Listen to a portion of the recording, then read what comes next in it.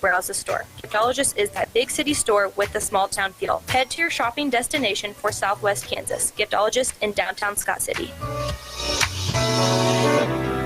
Looking for a fresh start? How about buying a new car or home? We at Security State Bank want to help you with all the financial changes in your life, to choosing the perfect home for your family or starting a new business. Let Security help you. Come into one of our locations in Scott City or Leota, visit our website at ssbscott.com or call 620-872-7224 to find out how Security State Bank can support you throughout the changes in your life. Member FDIC, Equal Housing Lender.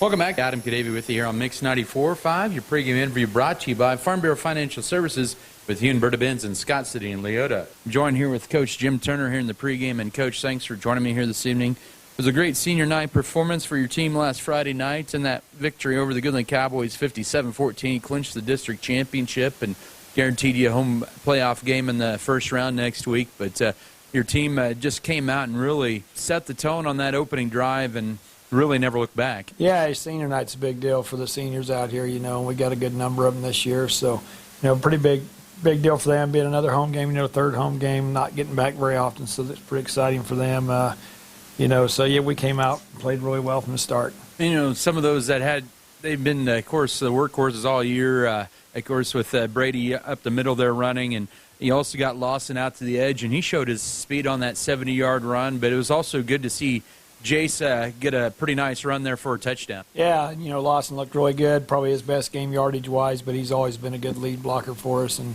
Jace had a couple nice runs with some really good cuts and, showed he could still move on that foot that's bothering him a little bit. So, I thought they all did a good job for us, and the big thing, we got to get them off the field a little bit. Defensively, having to prepare for a single wing, which is the unusual formation, in short amount of time, 3-4 days or whatnot there, you had to be pretty happy about how you guys were able to kind of read the guards and when they pulled and to find those openings for your linebackers to make some tackles behind the line of scrimmage. Yeah, I was pretty pleased because that offense gives you some concerns, but the guys really responded well to it. The guys on the line bottling things up and the linebackers running well. So, really good job there. So, and same way as offense, second half we got to get some of those guys out the field and rest them and keep them a little fresher. Well, it was an opportunity as well. When you get up 42 points at halftime, then score on the opening play of the second half with Caesar there on that run on the right side there to get a lot of second-teamers in there, get a lot of third-teamers in there as well, and rest them for the playoffs. It's good to get those younger kids in there for that Friday night experience. Yeah, it's good to see them out there for them too, because they're out here taking a beating at practice sometimes. So it's good to see them on the field. We scored, only had 10 guys on the field. We were missing a guy on that one run there, and then the extra point too. So a little confusion a little bit with some of those guys running in and out, not sure which group's in, which group's out. So probably we need to communicate a little better if we get in that situation again. Coach Jim Turner joining me here pregame tonight. Scott City taking on the Colby Eagles here, and this is a team that's really struggling this year. At 2-5, they're not going to be in the playoffs. That's been for sure there. Tiebreakers won't let them if they were to upset you guys tonight, but you take a look at them, they lost a lot from last year, and this is the team that also had a big injury, I think second game of the year with one of their top players, but they still have some pretty good skill players starting with the quarterback. Yeah, Vaughn Kidd and then Betts in the backfield, they're really good athletes. It's no different than any other game. We want to come out fast and come out strong and, get right after it and hopefully get them on their heels a little bit. Anybody you let them hang around, it's going to make it an interesting game as time goes on, the closer it is. So that's a goal every game, I think, is get out to a good start. You've already won the district. Colby's already been eliminated, so it's really a big game for you guys. But what would you like to see, hopefully in a victory tonight from your team as you do get ready for a potential playoff run here? Well, I thought our blocking schemes were much better Friday, than what we've seen consistently wise. So I want to see that keep improving, up front with taking care of our blocking by our rules and what we're supposed to do on each play, and then get our backs in the open field, see what they can do in defense. So I just want to play hard, come downhill, and be aggressive, and play physical. And, it's always it's a chance to play football on Friday nights. You only have so many of those left in your high school days, no matter what age you are. So it's a chance to get out there and play, and that's hopefully exciting enough for them to just want to do that.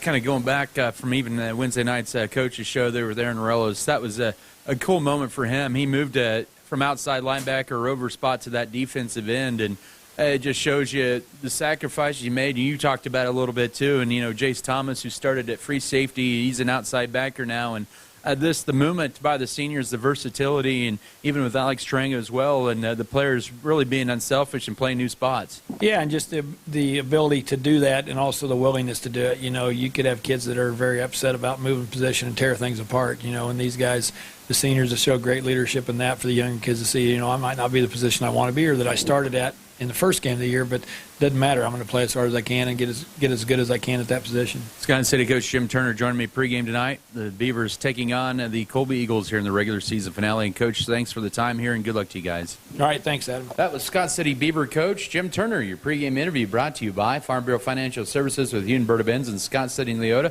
More to come in your pregame show. We'll have a breakdown of the matchup, also bringing starters, keys to the game, and the kickoff. After this timeout, this is Scott City Beaver football.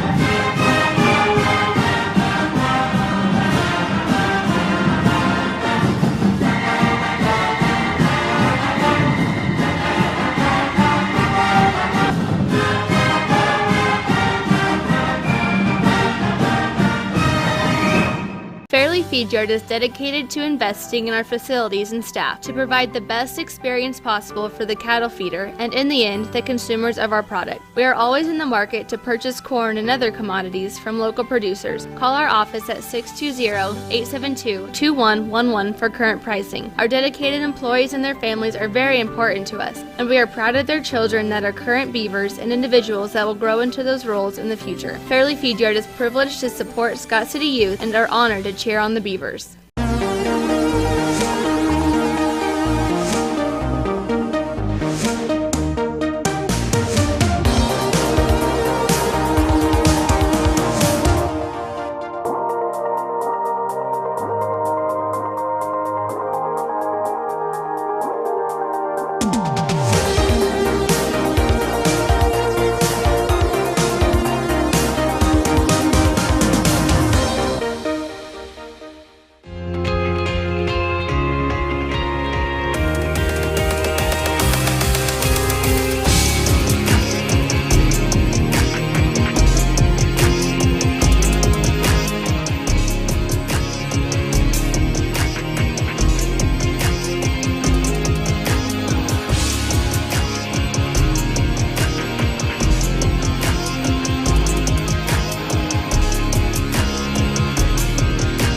Go Beavers.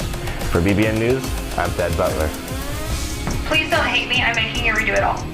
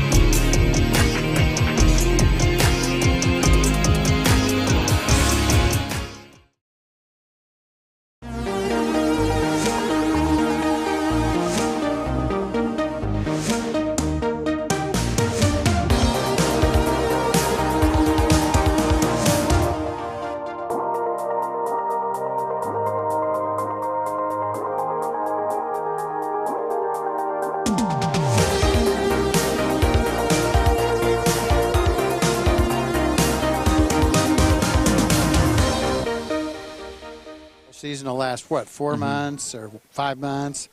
And football, it's just over in 2 months. I mean, I'm not counting practice time. I'm counting games when people show up. It just goes so fast. You only get to play once a week, you know. That's why we like it so much. Yeah, you're right there. Taking a look at this game here from last week a little bit, Scott City, you know, Goodland had come in with a lot of confidence, 2 wins in a row, but the Beavers took that opening drive kickoff and marched it down the field and really looked pretty flawless on that opening drive and punched it in. They get a 3 and outs, and then they march down and score again, and really it was just kind of lights out after that. Yeah, it really was, Adam. The game was just over really quick. But, you know, the best part about it was all the young kids got to get in and play. And they did well, especially in the second half when there was the running clock going on. And it just you got to remember that those young kids like to get in these games at night. Their normal game time is, if they're JV, it's at 5 o'clock, you know, and if you're 7th, 8th grader, you're playing at 4 o'clock in the afternoon. So playing underneath the lights is a total different thing, and it's exciting for them young kids to get in, no matter what the score is, on either side of the field. You know, the big thing last week, of course, still Metzger only went 4 of 6 passing for 73. One of his lower passing totals in a long time, but they didn't need to pass much last week. But it was good to see Jace Thomas really come back and show he can plan off his injury, foot injury there, and he ran the ball pretty well. Only had 4 carries, but he did get a touchdown. That's something, you know, that can, you know, kind of break that seal there a little bit, that mentality, you know, where it's tough to kind of break through, and he broke through there. Then he had Lawson Bailey. He almost broke it on his first carry. Well, in the second quarter, he breaks one for over 70 yards for that touchdown, and he ended up with a career-high 129 yards and a touchdown there, and also receiving touchdown, and didn't have to work Brady Welker as much. He has over 100 carries this year. He only had 8 carries, so it was good to see really the 3 in the backfield with really do some big things. Well, yeah, on the defensive side, J.P. Harris, you know, J.P.'s been an ankle issue going on, and so last week he didn't have to play as much. And that's a good thing, Adam, to let our kids in the second half to rest and relax. You know, a lot of what they were doing, we have some guys, we got about 6 guys playing both ways, 5 or 6 guys. Well, then that's the end of that. When you're way ahead, you let them play on one side of the ball. You put in a younger guy and let him do some playing. So, yeah, all the way around, it was a good deal what happened for Scott City last weekend. Yeah, defense did pretty good. Did not allow a passing yard there. Got a pick 6, first one in 4 years for Scott City. And what's crazy, since 2013, Scott City has 10 non-offensive touchdowns, or 17 non-offensive touchdowns, and 10 of those are interceptions. But it's been 4 years since a defensive touchdown. Oh, that's fun stuff, Adam. When defensive touchdowns, kickoff return touchdowns, punt return touchdown, or fumble pickup. I mean, all of those are exciting plays. And those are the kind you better not be talking to somebody else and it's over. On the other side, it's been kind of tough sledding. Colby lost a lot on that line from a year ago. They lost 4 seniors. Their only player returning is Tyler Raymer, the senior. But this has been a team that did a good job of kind of punching the math in years past when we played Colby. Scott City's played Colby. They'll still run the ball well. They average 250 yards of offense per game, but with a sophomore quarterback, I expect him to try to keep a lot of it on the ground tonight. Well, you would think, but he's a left-handed quarterback, and I saw him throwing in pregame warm-up, and he threw a pretty quick release pass. I was kind of impressed the way he tossed that ball, and left-handed. So that'll be a little different. Yes. Rolling out to your left, you know, he'll be home to that. Oh, absolutely. Colby this year scoring an average of 19 points a game, and they have given up 33 per contest this year. That's been a little different. And what's crazy about the 5 stats defensively that I have been able to find on Colby, they have not allowed a passing yard in 3 of those games that I could find. Ulysses didn't. They ran at 400 yards all on the ground. Goodland was all on the ground. They only attempted 4 passes. Lakin only attempted 2 passes last week. But, you know, a lot of teams been able to run the ball on them. Really, about the biggest teams been able to pass on them all year was Holyoke in week 2. Well, maybe they've been not passing because the run's successful, so they keep the ball on the ground, run the clock against Colby. I don't know. That's what I'm thinking. I'll bet we'll see the ball thrown in the air a few times early here. Yes, I think they will. Just Scott City probably will to kind of open things up with the ground game. Yep, I think so. That's kind of how we do it, and I think that's a good plan. Scott City and Colby meeting here for the 47th time, and the series is pretty close here, 28-18 in favor of Scott City, but the Eagles of Colby have won 2 of the last 3. And in fact, last time Colby has beaten Scott City 3 straight times on this field, you have to go all the way back to 1984 and 1986. Wow. I was here. Or 2 times in a row at least, or 3 times, I should say, 82, 84, 86 last 3 times there. But that's kind of how that shapes up there. So that's some interesting stats on that. And, you know, it'd been a long time when Scott City would win here, go from 1990 to 2019. Well, I tell you what, Adam, this Colby Scott City thing seems to go in runs. Yes. Now, the last 2-3 years have been an outlier to that. I'm telling, with them winning 2, us winning 1. Usually it's either team is winning 4 or 5 in a row, and then the other team wins 4 or 5 in a row. So, I know this is the 21st time they'll meet up in district play. You know how that's been 10-10. I know. When you told me that earlier, I couldn't believe it. Well, They've won 10, we've won 10. Colby won a bulk of those from 81 to 86 in district play, and so last 3 games of the year there. So that's where a lot of that came. Their Colby fans are waiting for their Eagles to come out onto the field, and we'll get starters here momentarily. But this is just a beautiful night for football here. It is. Adam, there isn't hardly a breath of wind. And absolutely the colors, you know, Colby has really, well, it's their senior night, so they've got a big logo here about the 30-yard line. It says Eagles in front of us. It's just stunning, the colors here tonight. And then look at the sun as it goes down. And the trees are yellow and orange around us here at the field. Yeah, good fall football weather here for sure. Scott City getting ready to take the field as well here momentarily. And we'll have more of your pregame here. We'll come back in a couple of minutes, and we'll bring you starters. Also, keys to the game and the kickoff at Scott City and Colby. Week 8 of high school football. Scott City 6-1, Colby at 2-5. You're listening to coverage of Scott City Beaver football. Back after this quick timeout.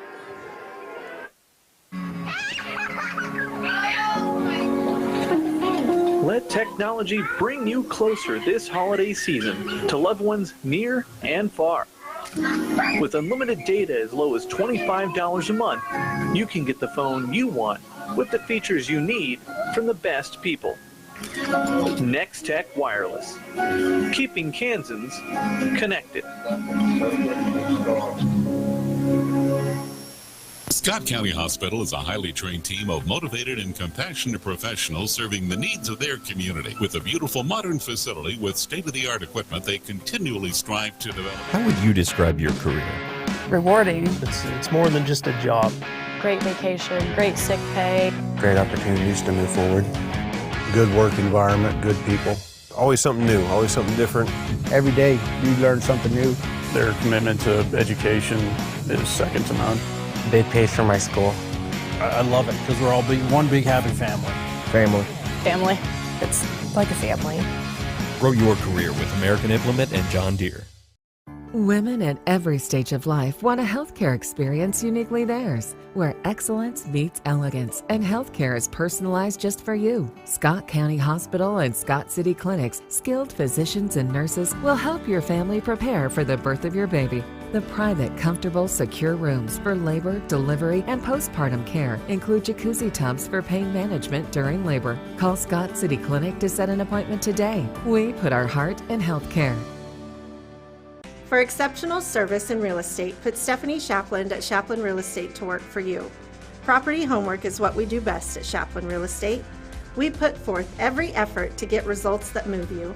Our expertise in buying and selling residential, commercial, and agriculture property is built on the tradition of trust and thoroughness that you deserve. Shapland Real Estate takes pride in our community and in cheering on our students in all that they do. Give Shapland Real Estate a call or visit our website today. Security State Bank, Scott City and Leota, free bill pay and online banking, safe, secure, and easy to use. Member FDIC. For the Scott City Beavers, coached by Jim Turner. In his 7th season, it'll be Dylan Metzger, the quarterback, the 160-pound senior. 5 touchdowns, passing, 1 on the ground this year. Jace Thomas and Lawson Bailey, the senior halfbacks, at 190 pounds each. Thomas with 3 touchdowns on the ground. and Bailey with 6 on the ground. The tailback is Brady Welker, the 190-pound junior, 650 yards, 13 touchdowns this year. At tight end is the sophomore Jackson Rumford, standing at 6'5", 122 receiving yards this year. Avery Knoll as the wide receiver, 5 receptions on the air, the 170-pound junior. Jaden Lewis, the senior center. Left guard is Houston Frank. J.P. Harris, the right guard. Adrian Elder at right tackle, the 295-pound senior. And the 220-pound junior Tanner Gooden is the left tackle. For Colby's 44 defense, Tyler Raymer, Logan Haggard are the defensive tackles. Kai Lanning, a sophomore. Landon Vogler, a senior. 3 seniors on that defensive line. It's Braden Emhoff, a senior inside linebacker. Guy Tubbs, a sophomore, in there as well. Boston Tubbs and Zane Betts, the junior corners. And the free safety will be the sophomore, Kason Carroll, for the Colby Eagles. So those are your starting lineups here, presented by Security State Bank. On to Keys to the Game, presented by State Farm agent Michael Trower. Go the proven winner when it comes to insurance. They score big with their policyholders. Well, the keys to the game tonight, I think the game's going to be decided at the line of scrimmage, just like it was a year ago up here. Colby had a fantastic line last year. They don't have that line this year. They still got linemen, but they're not as good as last year. Scott City, our linemen are a year older. They're bigger. They're stronger, just like a lot of them are the same kids. But we're better shape this year. We don't have as many injuries. Colby's had a lot of injuries. But the lineman is where the game's going to be decided. That's the key to the game tonight. All right, thank you, Tim. Well, for the second time this year, Scott City will be kicking off first. They won the toss. They elected to defer to the second half. Yeah, Scott City has had the ball first in 6 out of the 8 games they've played this year. As we are here on KSKL Scott City. Colby wearing the home black uniforms here on senior night. They'll have the white numbers and letters and orange trim. They will not be in the playoffs. They'll host either Nickerson or Smoky Valley in their Week 9 game next Friday. Scott City in the road, white tops of the light blue numbers and letters, dark blue trim, light blue helmets, light blue pants. So Scott City will host in the first round of playoffs either Smoky Valley or Nickerson. So both of these teams will have Smoky Valley or Nickerson at home next Friday. Well, that's interesting. I look for Smoky Valley to come to Scott City, Nickerson to play Colby. That's how I see that. I think you probably are right there. So it will be Freddie Sines. He's going to kick off here for Scott City from the right hash mark at the 40-yard line. Colby with 2 to return. Zane Betts. And I believe that is also Braden Foss, the sophomore. Deep to return for the Colby Eagles on a 72-degree night and no wind here virtually here at Denton Field here in Colby. It's the second straight year that Scott City has played here at Colby. That's just how the schedule set up from last year to this year, kind of like what Scott City hosted Cimarron 2 years in a row, beginning this year, last year and this year. Signs to kick it off from the 40 as we're about ready here at Colby. Good crowd on hand both sides here this regular season finale. Here's the kick, high and wobbly kick. It's going to be returned by Betts at his 20-yard line, goes in the middle, 25, and will take it to near the 30-yard line, and that's where the Colby Eagles will open up shop at the 30-yard line. Colin McDaniel with the tackle. You're good. When you said Betts had that ball, all I could think is I could just see him last year. That kid ran like crazy up here every time he touched the football. We'll see how he does tonight. Colby will go with the sophomore quarterback, Kason Carroll. He's only attempted 1 pass this year. He has 2 rushing touchdowns, has a wing to his right, 2 receivers to the left. We have an official timeout, and also receiver to the right as well. They're pointing over toward the Colby sideline. They have to get a new sub in. That's our quarterback who had to come out. They were going to, yeah, you're right. That is Carroll. They were going to run Betts in the Wildcat here. I think they told him he had to tuck his shirt in, or we had a T-shirt that was hanging out below his jersey. So they will bring in Boston Tubbs, a junior, in the backfield. It's a Wildcat formation for Zane Betts.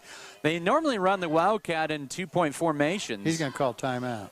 Is he going to call timeout? Well, we'll see. He's going to talk things over. They do have plenty of time to snap it, tend to snap it here.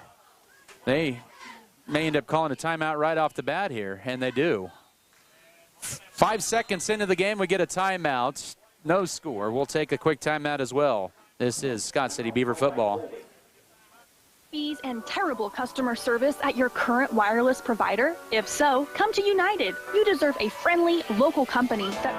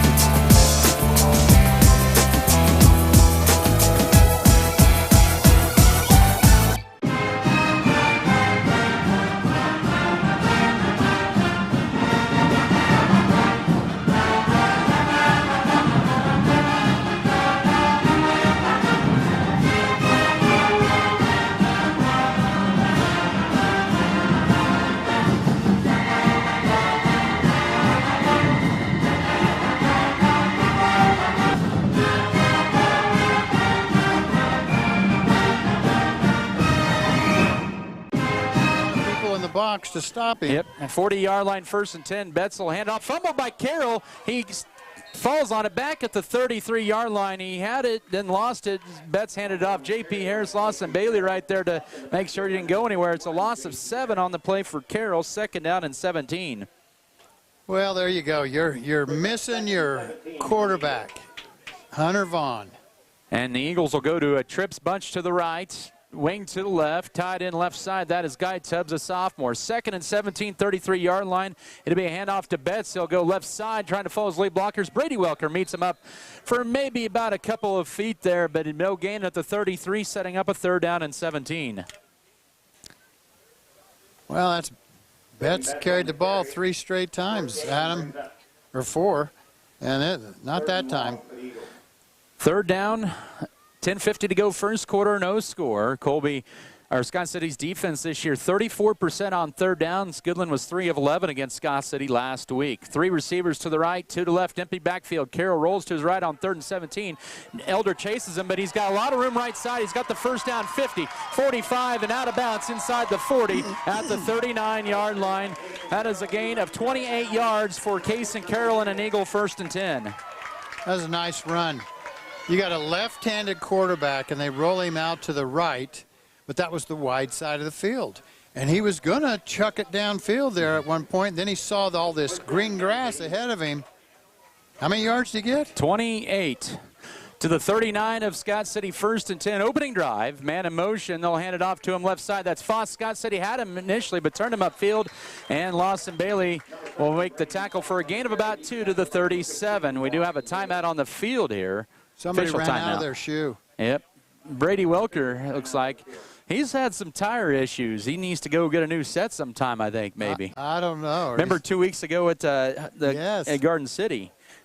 Well, they could take some tape and just and then keep them shoes on. They give Foss a gain, a yard to the 38. 6th play of the drive for Colby. No score, 10:15 to go, 1st quarter.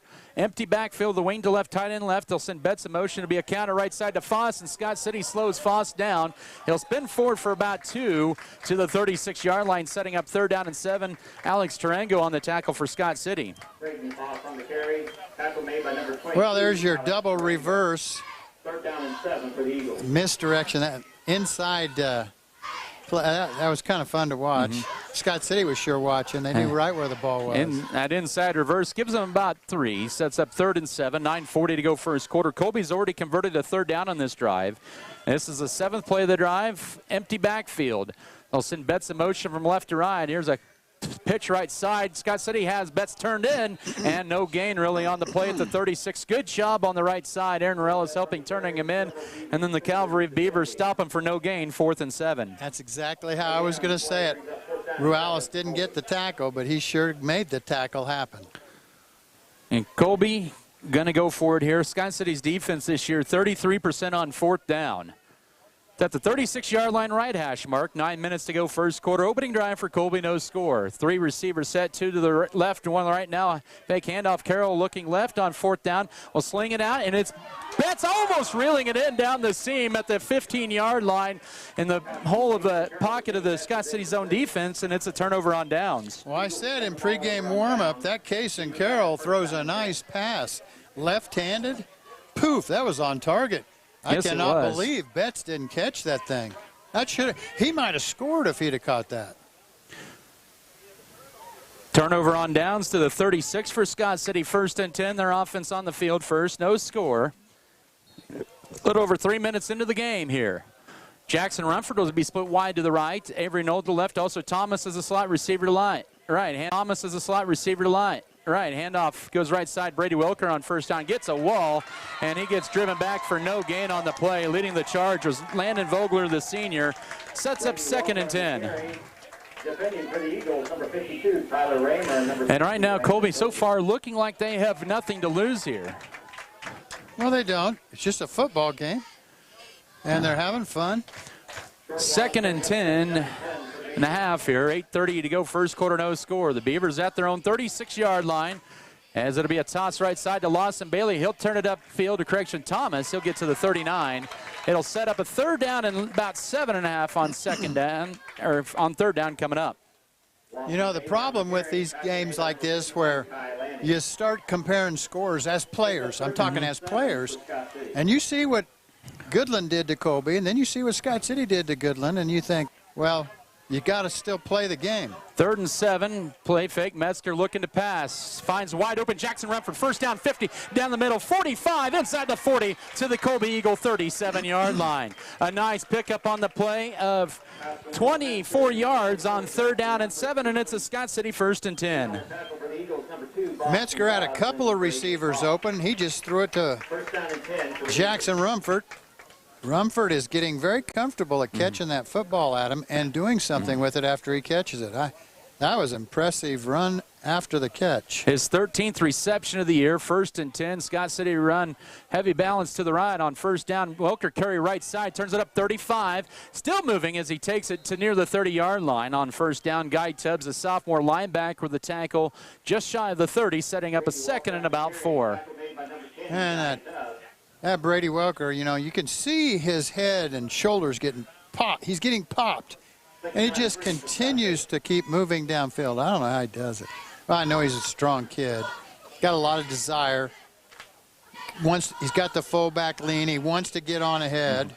2nd and 3, 6:55 first quarter, no score. Handoff left side on 2nd down. Lawson Bailey turns it up. He's got the 1st down. Still dragging through a couple of tackles. He takes it inside the 25 to the 24-yard line. A 7-yard carry for Lawson Bailey, and he could have been stopped right at the 1st down, but he kept the feet moving and got 3 more. First down 10 for the Beavers. We are very spoiled this year in Scott City. We got 3 outstanding running backs. Adam, he picks those at a good time. 5th play of the drive, 4 receiver set, pistol set up on 1st down. Welker carry up the middle. He gets met immediately. Haggard will tackle him for about a yard gain at the 22-yard line. So about a gain of 1, sets up a 2nd down and 9. I wish Colby had height and weights. That Logan Haggard, he looks like a big guy. He was their heavyweight last year, so he's probably about 260, 270 at least. So yeah. 2nd down and 9 here. Yeah, I wish they had the weights there, but you can just tell he's bigger than everybody on that team. Ball at the 22-yard line, halfway first quarter, no score. Opening drive for Scott City. 2 to the left, 1 to the right. Metzger back to pass. Has all kinds of time now. Will roll to his left, swing it out to Welker. It's literally a pass as it's thrown behind him. But Welker gets positive yards out of it into the red zone at the 19. That's a gain of 3, setting up a 3rd and about 6. Yeah, Welker is a safety valve, standing over here basically on the sideline. He was, you know, he just drifts out here to the left. And Metzger's in his pocket looking downfield, doesn't see anything, gets pressured, gets moving out, and just flips it over there to Welker. That's a great plan. 3rd and 6. Scott City's already converted 1 3rd down. This is their 7th play of the drive. And he sneaks in the right pylon to the sophomore Jackson Rumford. And it is 6-0 Scott City with 5:11 to go first quarter. Yep, from the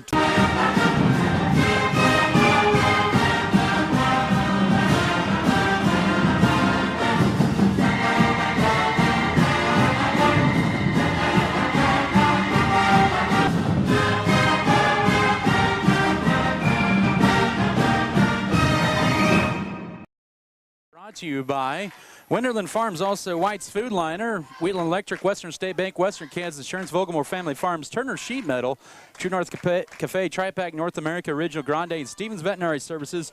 A nice 8-play, 64-yard drive for the Beavers, taking 3:44 off the clock. Jackson Rumford, his first varsity touchdown on a 19-yard pass from Dylan Metzger to make it 7-0 with the Freddie Signs PAT. Really, first one? Yes. I think that's awesome. I didn't realize that. Kick it away from Betts. Don't let him have it. Scott City forced a turnover on downs. Colby on the opening drive. Knuckleball. Line drive caught at about the 19, or right side 25, and getting to the 29-yard line is the returner for Colby. That is Tegan Britt, a sophomore. And that's where the Eagles will set up 1st and 10 at their own 29, down 7-0. Perfect kick. And Betts didn't have it. That's what I mean. Yes. Perfect kick. He's been pretty good here. He's played varsity 3 years for Colby. 1st and 10 for the Eagles, right hash mark, as they'll put up 3 receivers to the right, 1 to the left, an empty backfield with a tight end left side. Kason Carroll getting his first varsity start, sends the man in motion. That's Braden Imhoff. He'll get, nope, it'll be a counter keeper left side across the 36-yard gain. Ball popped out, but he was ruled down at the 35-yard line. It was Carroll. 2nd down and 4 coming up.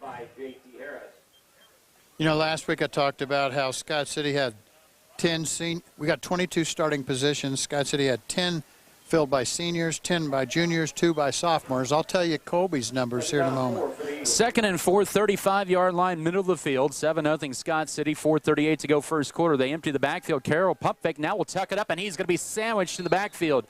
You got Adrian Elder in there who dropped him for a yard loss at the 34. He will get the tackle for loss, setting up a 3rd and 5. That was a coverage sack. Yes. They wanted to throw the ball over here to our side of the field. We're on the north side of the field. Hey, we had 2 or 3 guys right there mixed in with the receivers. Carroll did a good job realizing if I throw it over there, I'm throwing a pick 6. So he just ate the ball, essentially. Colby 1-2 on 3rd downs. They'll run an empty set on 3rd and 5. Carroll looking right on 3rd down, middle of the field, caught for a 1st down. 50-45 and down to the 43-yard line. The recipient is the senior Braden Imhoff. And Colby connects big through the air to the 43-yard line of Scott City for a 1st and 10. Kason Carroll throws a wonderful pass. Right there was a perfect example of it also. Timeout? Yep, Scott City's burning a timeout here with exactly 4 to go first quarter. 7-0 Scott City. Back in a minute, or after this quick timeout. This is Beaver football. Furrow Heating and Cooling of Scott City is a proud sponsor of Beaver activities. Brent and Angie take pride in helping our activities and support our students 100%. They can also help you with any heating and cooling needs that you have. Give Furrow Heating and Cooling a call at 620-872-3508 and see if they can help you with your needs today. To us, it's about so much more than just providing the technology. It's about enriching the communities we live in. Because your community is our community. Where you live, where you work, where you play, we do too. Whatever you do, and wherever you are, our service supports you. Next Tech Wireless, we are Kansas. Early on for the Beaver defense. Well, we got a new quarterback. They haven't seen him on film. At least in my opinion, they've had the other guy playing, Hunter Vaughn.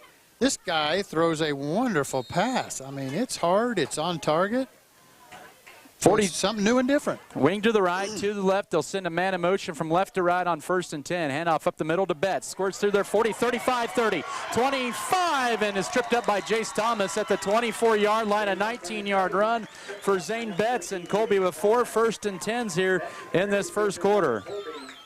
This is a good old Colby Scott City football game, Adam. I'm telling you. Colby has come to play tonight. And they have moved it to the 24-yard line of Scott City with 3:48 to go first quarter. 7-0 Beavers, but Colby threatening. 2 receivers to the right, 1 to the left. They'll send a man in motion. That's Foss. Handoff left side to Betts. Scott City slows him down there. He'll gain maybe a yard on the play to the 23-yard line. Scott City thinks they got the ball. There's been no signal yet. They're upset about it, Scott City is. It's going to bring up a 2nd and 9. 2nd down and 9 for the Eagles. That's the 5th carry already, 30 yards for Zane Betts here in this first quarter. Colby does not huddle. 2 receivers left, 1 to the right. Pistol back is Betts. 2nd and 9, 23-yard line. Man in motion is Braden Foss from left to right. It'll be a carry up the middle. Scott City stuffs Betts for about a gain of 2 to the 21, setting up a 3rd and 7. And on the tackle was, once again, it's Tanner Gooden, the junior. Well, you know, I told you earlier I was going to tell you about Colby's 22 starting positions. They got 10 seniors filling 22 of those spots. 3 of them are filled by juniors and 9 of them by sophomores. And the sophomore is that quarterback out there, and he looks wonderful. Colby 2 of 3 on 3rd downs tonight. 2.5 to go first quarter. 7-0 Colby trailing here, but they are threatening at the 21-yard line. They'll move Betts to the right. They have 10 to snap it. Carroll will hand it off up the middle. This is to Betts, and Scott City stops and may have got back to the original line of scrimmage. As in there, it looked like that was Brady Welker in on the tackle for Scott City. No gain. He may have lost about a half yard, but a 4th and long coming up. The other thing we need to remember is this is an old Scott City Beaver up here, the head coach, Reese McKinney. I don't know, you probably made that comment, but we need to keep remembering that. His 6th year as the head coach here in Colby. 4th and 7, 21-yard line. Colby 0-1 on 4th downs. Carroll rolling to his left, under pressure, looks left, pass is going to be caught. No, they say his left foot was out of bounds at the 13-yard line. Intended receiver was the sophomore Casey Giesenhagen. He would have had the first down, and Scott City catches a break there. It's a turnover on downs. Wow, that was a great pass. Great catch. And we're so far removed from the scene, we couldn't have told you if he was in or out anyway. But the referee was standing right there beside the play. He knew. Scott City will take over at their own 22, the 7-0 lead, and minute 46 to go first quarter, their second possession of the night. As they'll run Avery Knoll, there's a receiver to left, 2 wings set up, pistol is Dylan Metzger. Handoff left side on first down. This is Lawson Bailey. Colby has it defended well as they had a guy right in the hole there. 1-yard gain, and Braden Foss with the tackle at the 23-yard line. We haven't had a punt yet in this game, have we? Nope, it's been 2 turnovers on downs and a touchdown. Yeah. Scott City with the touchdown, 7-0 here. Final minute 20 of this first quarter. As Alex Trango brings in the play for the Beavers. He'll be lined up to the left on 2nd and 9, 23-yard line, middle of the field. Plenty of time to snap at 15. Beavers will send 2 receivers to the right, wing to the right. Back to the right is Metzger, rolls to his right on 2nd down, under duress, steps up in the pocket, finds Rumford wide open, first down 35, and takes it to the 38-yard line for 15 on the play, and it was Braden Imhoff on the tackle. Yeah, the kid tackling Rumford is about a foot smaller than him. Hey, think about it. He's got a 5'8" or 5'7" kid guarding him. I'm telling you, it's a no-brainer where to throw the football. Scott City had Emilio Contreras on that spot for J.P. Harris at that right guard spot in that last play, or maybe in the last series. But Rumford, 3 catches, 58 yards in the first quarter. Metzger, 4 for 4 passing, 61. 2 receivers to left, a man in motion. Empty backfield for the Beavers. Metzger on first down, swings to the left. A little screen for Avery Knoll. Makes the catch, turns it upfield. He has a wall on the left side. Breaks through 45, 50, 45. And he's down to the 42-yard line of Colby. A nice little screen to left side, Avery Knoll.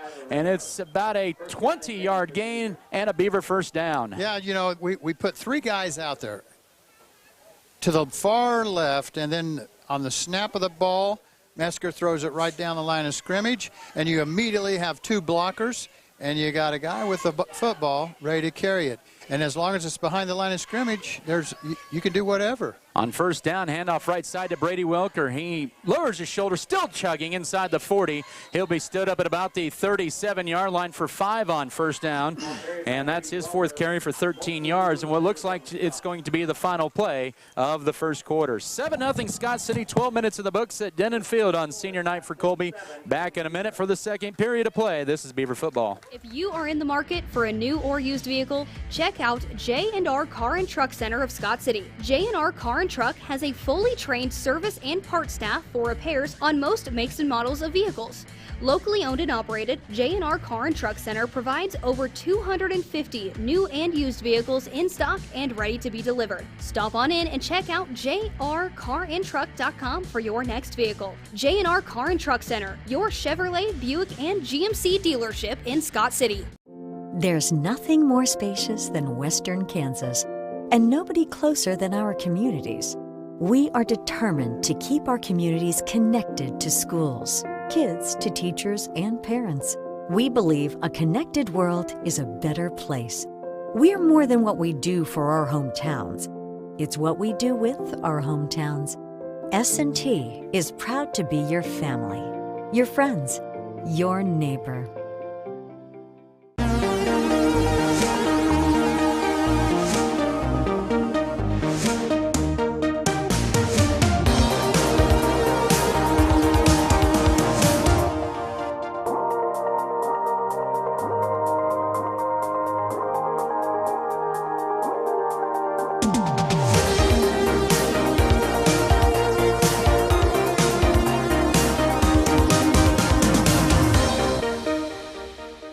first quarter for Scott City.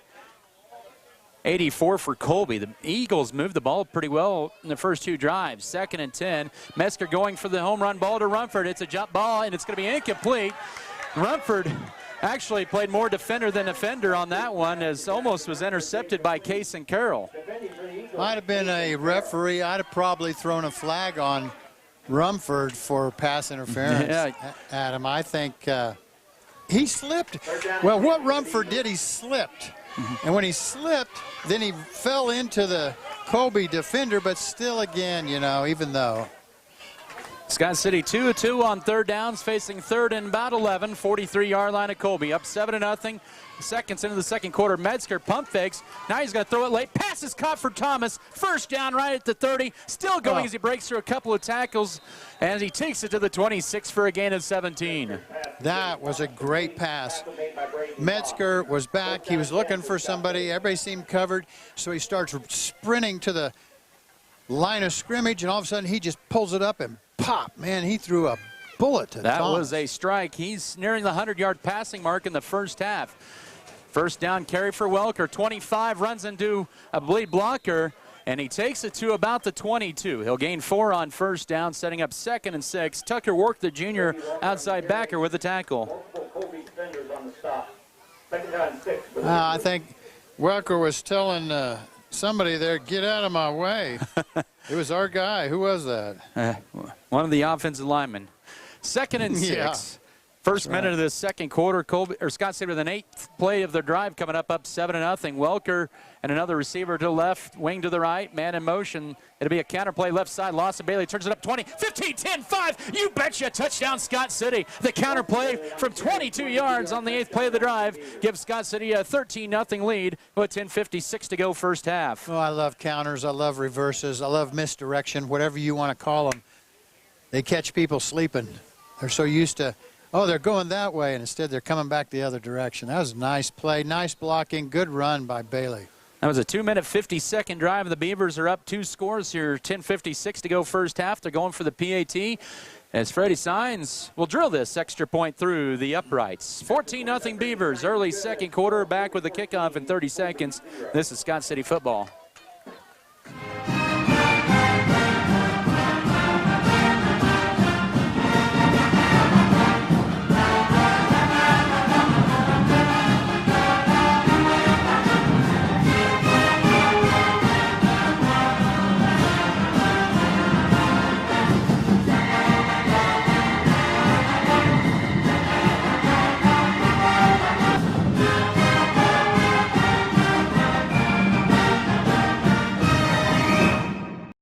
Farm Insurance, Spencer Pest Control, Security State Bank, Scott Pro, Scott County Records, Scott County Hospital, Scott Cooperative Association, Scott Community Foundation. Second 8-play scoring drive for the Beavers on the night. That one covers 78 yards in 2 minutes and 50 seconds. Lawson Bailey with a 22-yard run to find the end zone on the ground for the 7th time this year and the 10th time overall. And the extra point was knocked in by Freddie Signs, who will tee it up at the 40 from the right hash mark. Scott City's had issues this first half, slowing down Colby on their first 2 drives. Let's see what happens here. Colby has 2 deep to return. Signs boots this one away, high wobbly kick. It'll be taken by Zane Betts at his own 15, goes left, 20, 25, found a hole, 30-yard line is where he's going to be tripped up there, and Colin McDaniel with the tackle. So Colby has started in a similar field position for the 3rd straight time, for the 2nd time at their own 30. That's, you know, seems like we've played most of the game right down here. Ball first down 10 from their own 29-yard line. They'll officially mark it at the 29, so Colby has started at their own 30, own 29, and own 29. They've been to the Scott City 36 and the Scott City 22, and they've turned the ball over on downs. 5 receivers set, an empty backfield. As Carroll rolls to his right on first down, looking right, left-handed thrower passes too far, and the intended receiver was Braden Foss. He was blanketed over on the right side by Jace Thomas, 2nd and 10. Well, did we go to a man-to-man defense in the secondary? Well, that's the outside backer, Thomas, covering him. So, yeah, man-to-man there. Yeah, that's good. I'll pay attention. 14-0 Scott City lead, 10:45 to go first half. A 2nd and 10 for Colby at their own 29-yard line, middle of the field. They'll send a man in motion. Carroll will turn and give it to Zane Betts. He'll go left side, breaks through one tackle, and then is finished off by Jace Thomas for about a 3-yard gain at the 32-yard line, and that sets up a 3rd and 7. It's a good thing Jace is back. You know, He got injured there several games ago, and, man, we were concerned if he would get a play anymore, and he has really played well, Adam. Yes, he has. Colby is 2 of 4 on 3rd downs tonight. They have not had a 3-and-out yet tonight. They have a 3rd and 7 at their own 32-yard line as we approach 10 minutes to go first half. 14-0 Scott City. 2 to the left, 1 to the right for the Eagles. Tight end right side. Now they'll put Betts in the pistol back. They do have plenty of time to snap it, 10 to snap it. Sophomore quarterback Kason Carroll to get it from Landon Vogler. Rolls to his left on 3rd down. Fires it down the field. Pass is picked off. Brady Welker snares it out of the air for his 2nd pick of the year. 40, 35, 30, 25. Almost broke the tackle inside the 20. There is Laundry on the field at about the 32. But if it stands, Welker has his 2nd pick of the year and will have the Beavers set up in the red zone. I have no idea what the penalty will be, Adam. The flag on the field at about the 32-yard line. It is a holding on Colby, and the play will stand. Scott City now plus 11 in turnovers this year, and they have it in the Lewis Automotive red zone at the 16 of Colby.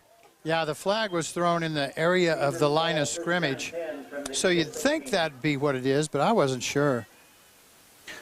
Because on the run back, you know, we went past the line of scrimmage, so I thought, well, it could potentially be a hold on Scott City. It could be a block in the back. Great play by Welker. 1st and 10 for the Beavers at the Colby 16-yard line. 9:50 to go first half. 14-0 Scott City lead. In the Lewis Automotive red zone, here's a Welker carry going right side. Colby strings it out and will throw Welker out of bounds for maybe a yard gain to the 15-yard line. And a good defensive play that time by Braden Emhoff, 2nd and 9. Yeah, I think they were ready for that one. Welker just 18 yards on 6 carries in the first half. Lawson Bailey leading the team in rushing, 2 carries and 30 yards. They're sharing the load. Yes, they everybody. are. Thomas has had it too. 2nd and about 9, just outside the 15, right hash mark. It'll be a handoff. Welker, nope, correction. This is going to be Bailey trying to get the outside. And spins through one tackle and finds his way to about the 12-yard line on 2nd down. Guy Tubbs grabbed a hold of the jersey and pulled him down for about a 3-yard gain for Baylor, setting up, or for Bailey, excuse me, 3rd down and long. See that? I was watching a little bit of that pro game last night. See that guy catch that ball, and then he grabbed hold of his jersey and he just drug him into the end zone? I didn't see that part, but I did see most of that into the first half. God, that was impressive how he did that. Scott City, took him with him. 6 at the 12 of Colby, approaching 9 to go first half. Metzger shotgun rolls to his right on 3rd down, looking downfield. Now has to tuck it, and he throws it out of bounds. That's going to be incomplete. Good defense that time. Guy Tubbs had Metzger, and a good decision by Metzger to throw it away as well. Setting up a 4th and 6. And let's see what Coach Jim Turner decides here on 4th down. Let Freddie kick a field goal. For the Beavers.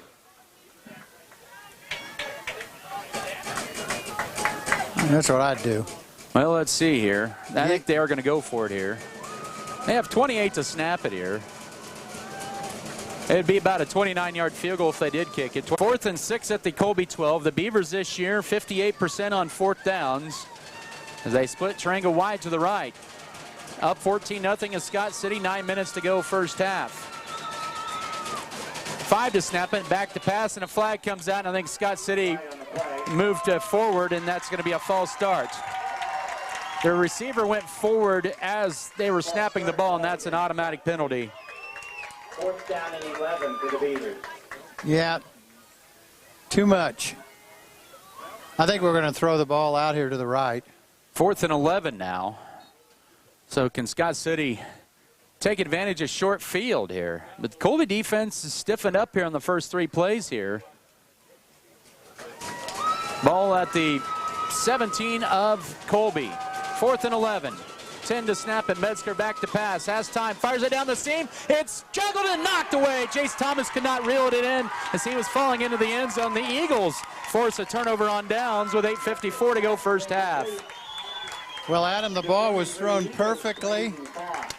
Hit Jace right in the hands. He just didn't catch it. And the ball bounced out of his hand, and then he was hit by the defender, so he didn't have a chance to double clutch. Didn't work. Now Colby stiffens up on 4 and out there for the Beavers. And the Eagles have it at their own 17, down 14, 8:54 to go first half. They'll send a man in motion. That's Braden Foss from left to right. It'll be a counterplay left side. This is the 2 bets, and he gets leveled by Avery Knoll at the 21-yard line for a gain of 4. Man. Knoll is one of those that delivers the old lumber this year. I tell you what, I haven't seen anybody hit bets like that in 2 games, last year and this year. Man, did he hit him good. 2nd and 6. It was a good gain of 4.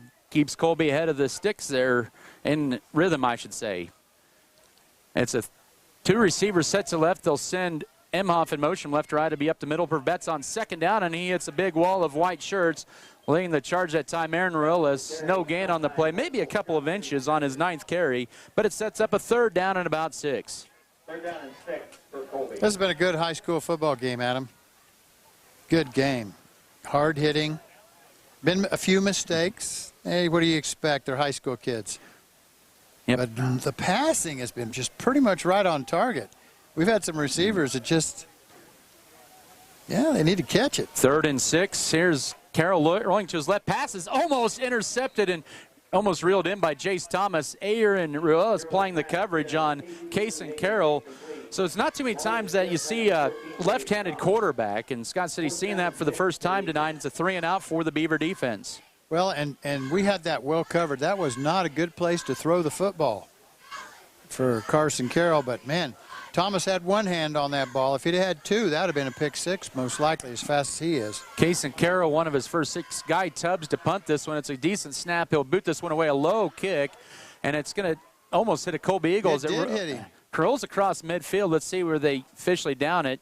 I think that hit him in the foot. It did. It looked like it hit him in the heel, about the 45 on Colby's side, but they're going to mark this at the 44-yard line of Scott City with 7:36 to go first half. The way the ball came out of there, too, Adam, I thought maybe we might have had a hand that touched that football. Yes, I did, too. Did you feel that way? Yeah? Yeah, it was awful low. 1st and 10, Beavers at their own 44-yard line, left hash mark up 14, pistol wing T, handoff on 1st down right side. Here's Jace Thomas trying to bounce the outside. He's got room, 50, 45, 40, one man to beat, 30, 20, 15, 10, 5. It's a Scott City touchdown. Jace Thomas, 56 big ones on the play, no flags, and it's 20-0 with 7:26 to go first half. Man, what a run, Adam. That was 56 yards. And you could see it as he broke through the line of scrimmage. The blocking was there. It was kind of like a wall, and it was a punt, and, man, they didn't have anybody. The guy who got the closest to him was the Boston Tubbs from the far side of the field. Now, he's a fast kid, but he couldn't catch. Freddie signs for the PAT. He will be 3 of 3 on the night as he splits the uprights. 21-0 Scott City, 7:26. Second quarter, back in 30 seconds. This is Beaver football.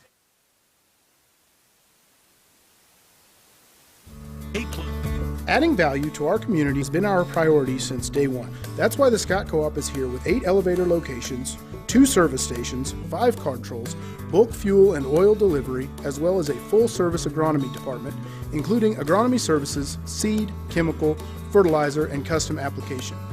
Visit us online at scottcoop.com or download our app for more information. Scott Co-op is a proud supporter of our local communities. Quality Solutions.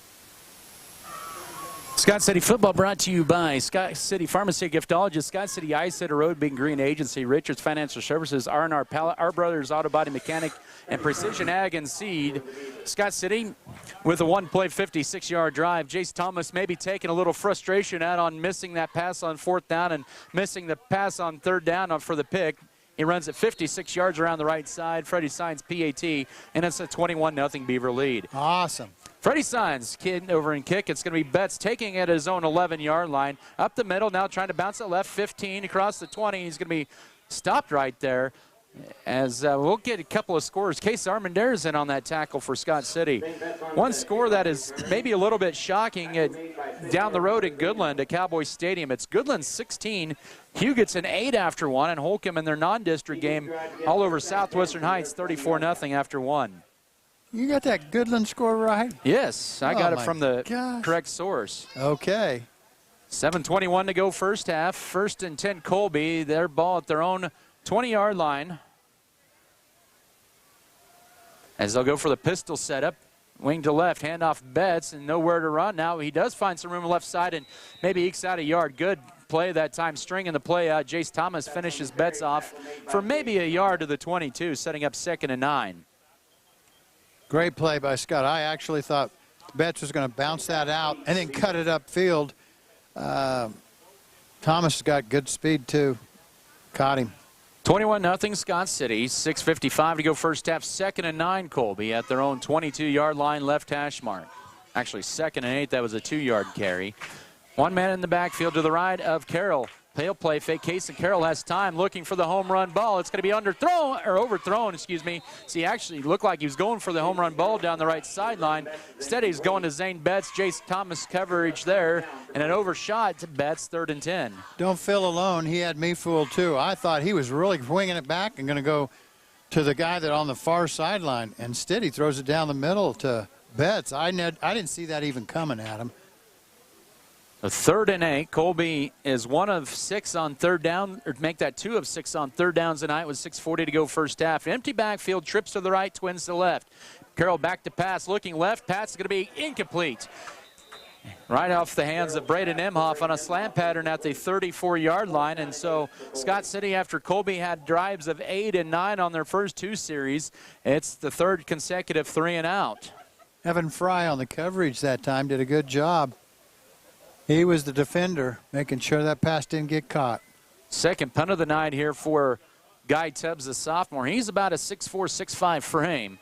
Scott City with Colin McDaniel and Alex Tarango deep to return at about their own 40 to 45. Here's the kick. It's a low knuckleball kick, and it's going to be caught at the 48-yard line. Tarango bounces left, 50, 45, 40. Wall set up left side, 35. Does he squirt through there inside the 30? And he makes it all the way down to the 29-yard line on about a 30, or make that a 22-yard return after about a 30-yard punt. Nice catch of the punt and not allowing it to hit the turf. And then running it upfield where they had the wall set up. Now we picked up 20 yards on that run back. 21-0 Scott City lead inside the 30-yard line of Colby. 1st and 10 for the Beavers. Second series they've started in Eagle territory. Rumford split wide to the right as Metzger back to pass. Down the seam, wide open and kind of incomplete. Just a little bit ahead of Jace Thomas. 2nd down and 10. Well, it was too far to the inside and behind. And when Jace then turned around and looked, well, he couldn't stop and go that far back to catch that. But we had 3 guys streaking down the field. Thomas was the center guy. We had a guy on the far outside, a guy on the right side. 2nd and 10, 30-yard line. Officially 6:21 to go. We're near the midway point of this second quarter and a 21-0 Scott City lead. Metzger 6 of his first 10 passing. 98 yards in this first half at a touchdown pass to Jackson Rumford. 2 receivers to the right, wing to the left and right, man in motion. It'll be a fake. The toss, a little tight end screen. Jackson Rumford 20, now 15. Almost broke through the tackles. He drags a couple of Eagles and then gets pounded at the 14-yard line. A 16-yard pass play. His 4th reception for 74 yards in the first half. Well, that was a misdirection play for sure. Okay, we had motion coming to the right side of the field. And when the quarterback gets the ball, he turns and he fakes that pitch out to that running back, and then he turns around and throws the ball, the tight end screen back to the left. Into the Lewis Great play. Automotive red zone at the 14 of Colby. Halfway mark, second quarter, high snap, but a toss right side. This is Welker looking to turn it upfield. He does inside the 15. He'll be down at around the 11-yard line. A gain of 3 on first down. Landon Vogler with the tackle. 2nd down and about 7. I like all this misdirection, reverse. I love all that stuff that we're doing. We're just, And the other thing that I really like, Adam, is we come to the line of scrimmage, we snap the ball. We don't give you time to move around on defense or decide what you're going to do. Pistol wing T, high snap again, handoff. This is Bailey left side. He'll turn it up inside the 10, split 2 defenders. He'll be set up with first and goal at the 3-yard line on an 8-yard run. But the tackle made by Zane Betts, first and goal. They'll officially mark it at the 2 for a 9-yard run. Nice run. I think he could have taken that wide and tried to outrun those 2 guys. Instead, he tried to he planted and went, and he tried to split those 2 guys. Still made good yardage, got the 1st and 10. Goal to go actually at the 3 as we approach 5 minutes to go first half. Scott City handoff left side. Lawson Bailey on a jet sweep action. He is in. Touchdown, Scott City. 3-yard touchdown run for Lawson Bailey makes this a 27-zip lead with 5:02 to go first half. Oh, nice run, nice blocking. That was a good series. What were we, 8 plays? That one was just 5. 5? We were stuck on that 8 there for a while. Yes. Yeah. Freddie Sainz trying to go 4 of 4 on the night. He is 6 of 7 on the high snap, but he gets enough time. He pops this one up, and he snuck it in the left upright. Sometimes it doesn't look ugly, but it counts as 1. And it's 28-0 Beavers. 5:02 to go first half. Scott City to kick off. We'll just keep it right here. And what a nice drive for Scott City to go up 28-0 here with 5:02 to go first half. And Scott City did this time kind of take advantage of short field. Well, I tell you what, that was a good play. The short. How about that kick, though? I mean, the ball was snapped high. We did a great job at grabbing it, at least, and getting it down. Freddie stopped his run up, and then he took 1 step and kicked. Yeah, that was out of the hole to Dylan Metzger, and snapped by Lewis there. Lewis has been a little shaky at times here on his snaps here this series. He had a couple of high snaps there in a row there, but still no rhythm loss there for the Beavers. Yeah, Metzger's doing a good job coming up with the ball, saving the day. And that's going to happen sometimes when you're in shotgun. Yes, it is going to happen. It's not like the old days. And we still take the ball under center sometimes too. But a lot of teams now strictly shotgun formation. And then they got you got your different play sets off of that. And we want to thank J&R Car and Truck Center for providing transportation here to Colby this evening. Here's a high and over and kick by Freddie Sainz. This will be bouncing inside the 5, and it'll bounce into the end zone. A little miscommunication between the sophomore Braden Foss and the junior Zane Betts, but it actually worked in Colby's favor as it bounces in the end zone for a touchback. That's what I figured. Neither one of them wanted to catch it. Let's let it go in the end zone. And the ball bounced their way literally there. Yeah, it did. 20-yard line, 1st and 10 for Colby. 28-0 Scott City lead just outside of 5 minutes to go first half. 44-14 was the score last year here for Colby, and Scott City with the 28 spot here in this first half. They won 2 years ago at home over Colby, 28-0. Be a handoff right side. This is to Guy Tubbs. Scott City has it strung out nicely, and a big tackle for loss on the right side. I believe that was Aaron Rels leading the charge. They'll mark Tubbs for about a 2-yard loss to the 18, setting up a 2nd down and a dozen. That kind of looked like an end around. Slow developing. I will say 2nd and 13. Scott City had that peg. Baylor Vasquez is in there for Scott City. Vasquez, the sophomore, 4.5 to go first half. 28-0 Scott City. 2nd and 13. Empty backfield as they move Betts to the left to the black-shirted Eagles. Now they move him in motion. Carroll, he'll take the toss right side, rolls to his left. Vasquez chasing him in a low throw right at the feet of the intended receiver, Guy Tubbs. As you had Vasquez, you also had in there Lawson Bailey giving chase to the sophomore Carroll. 3rd down and 13. Nice to see Baylor back playing. You know, he'd been injured from, gosh, he had a terrible, sad story. You know, he got injured in football a year ago, and yeah, they didn't find his break in forever until like months later. Then he couldn't play couldn't start the season. And Colby 2 of 7 on 3rd down as Carroll's going to go for the deep ball. The pass is going to be incomplete. Colin McDaniel on the coverage of Casey Giesenhagen, the sophomore receiver. That was just a straight-o fly pattern. It's a 4th straight 3-and-out for the Colby offense. Well, what you got to do as a quarterback, when you got a guy running a fly pattern, you've got to throw it to the inside because you can't catch balls where you have to turn your head like you got your head straight back and then go from your right side to your left side. Difficult. Got to throw it out in front of him and run, go get it. Guy Tubbs for his third consecutive punt. Here with 4:12 to go first half. Good snap. Here's the approaching the kick. Almost blocked there. Oh, nice. High kick, and it's going to take Colin McDaniel on his own 45-yard line. Midfield goes left side, 45. Across the 40, 30. Runs into his own teammate at the 37-yard line. He's going to be stopped right there. And that was a nice punt that time of about 38 yards and about a 20-yard return to the 31 of Colby. Well, that is really good that we're catching those punts and returning them, because we're getting great returns. We're not getting touchdowns, but man, how many yards? 20 again? Yeah. Yeah, I mean, that's awesome. 31-yard line of Colby for Scott City, 1st and 10. 3:58 to go second quarter, 28-0 Beaver lead.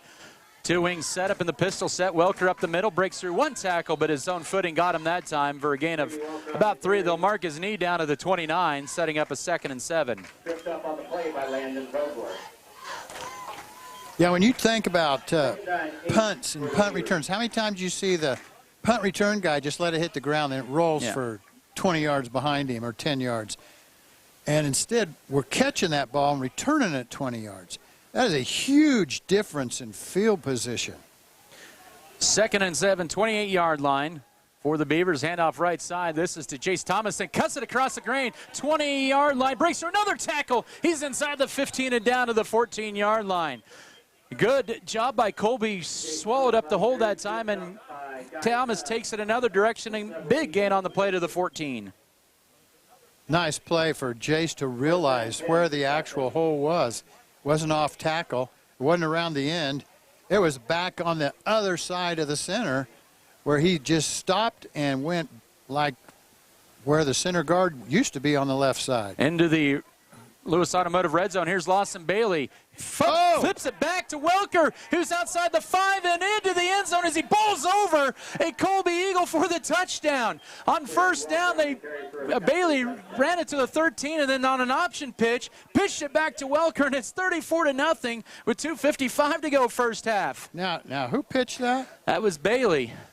Now, was that a planned deal? It might have been. Because Welker was kind of hanging around behind him there where they went at him. That might be a planned deal. So Scott City up 34-0 here with 2:55 to go first half on a 63-second drive covering 31 yards, and this time he misses the extra point. 2:55 to go second and quarter. 34-0 is your score. We'll come back in 30 seconds. This is Beaver football. Scott City Eye Center has been a leading provider of optometry services and vision care products in the Scott City community since 1999. Our experienced eye doctors offer comprehensive vision examinations that our Scott City Optometry Office specializes in the diagnosis and treatment of a wide array of eye diseases, conditions, and problems. We use advanced diagnostic technology, and we are committed to improving the quality of life. Give yourself the gift of clear vision by scheduling an appointment with Dr. Joshua Gooden, OD, today. Western State Bank, member FDIC.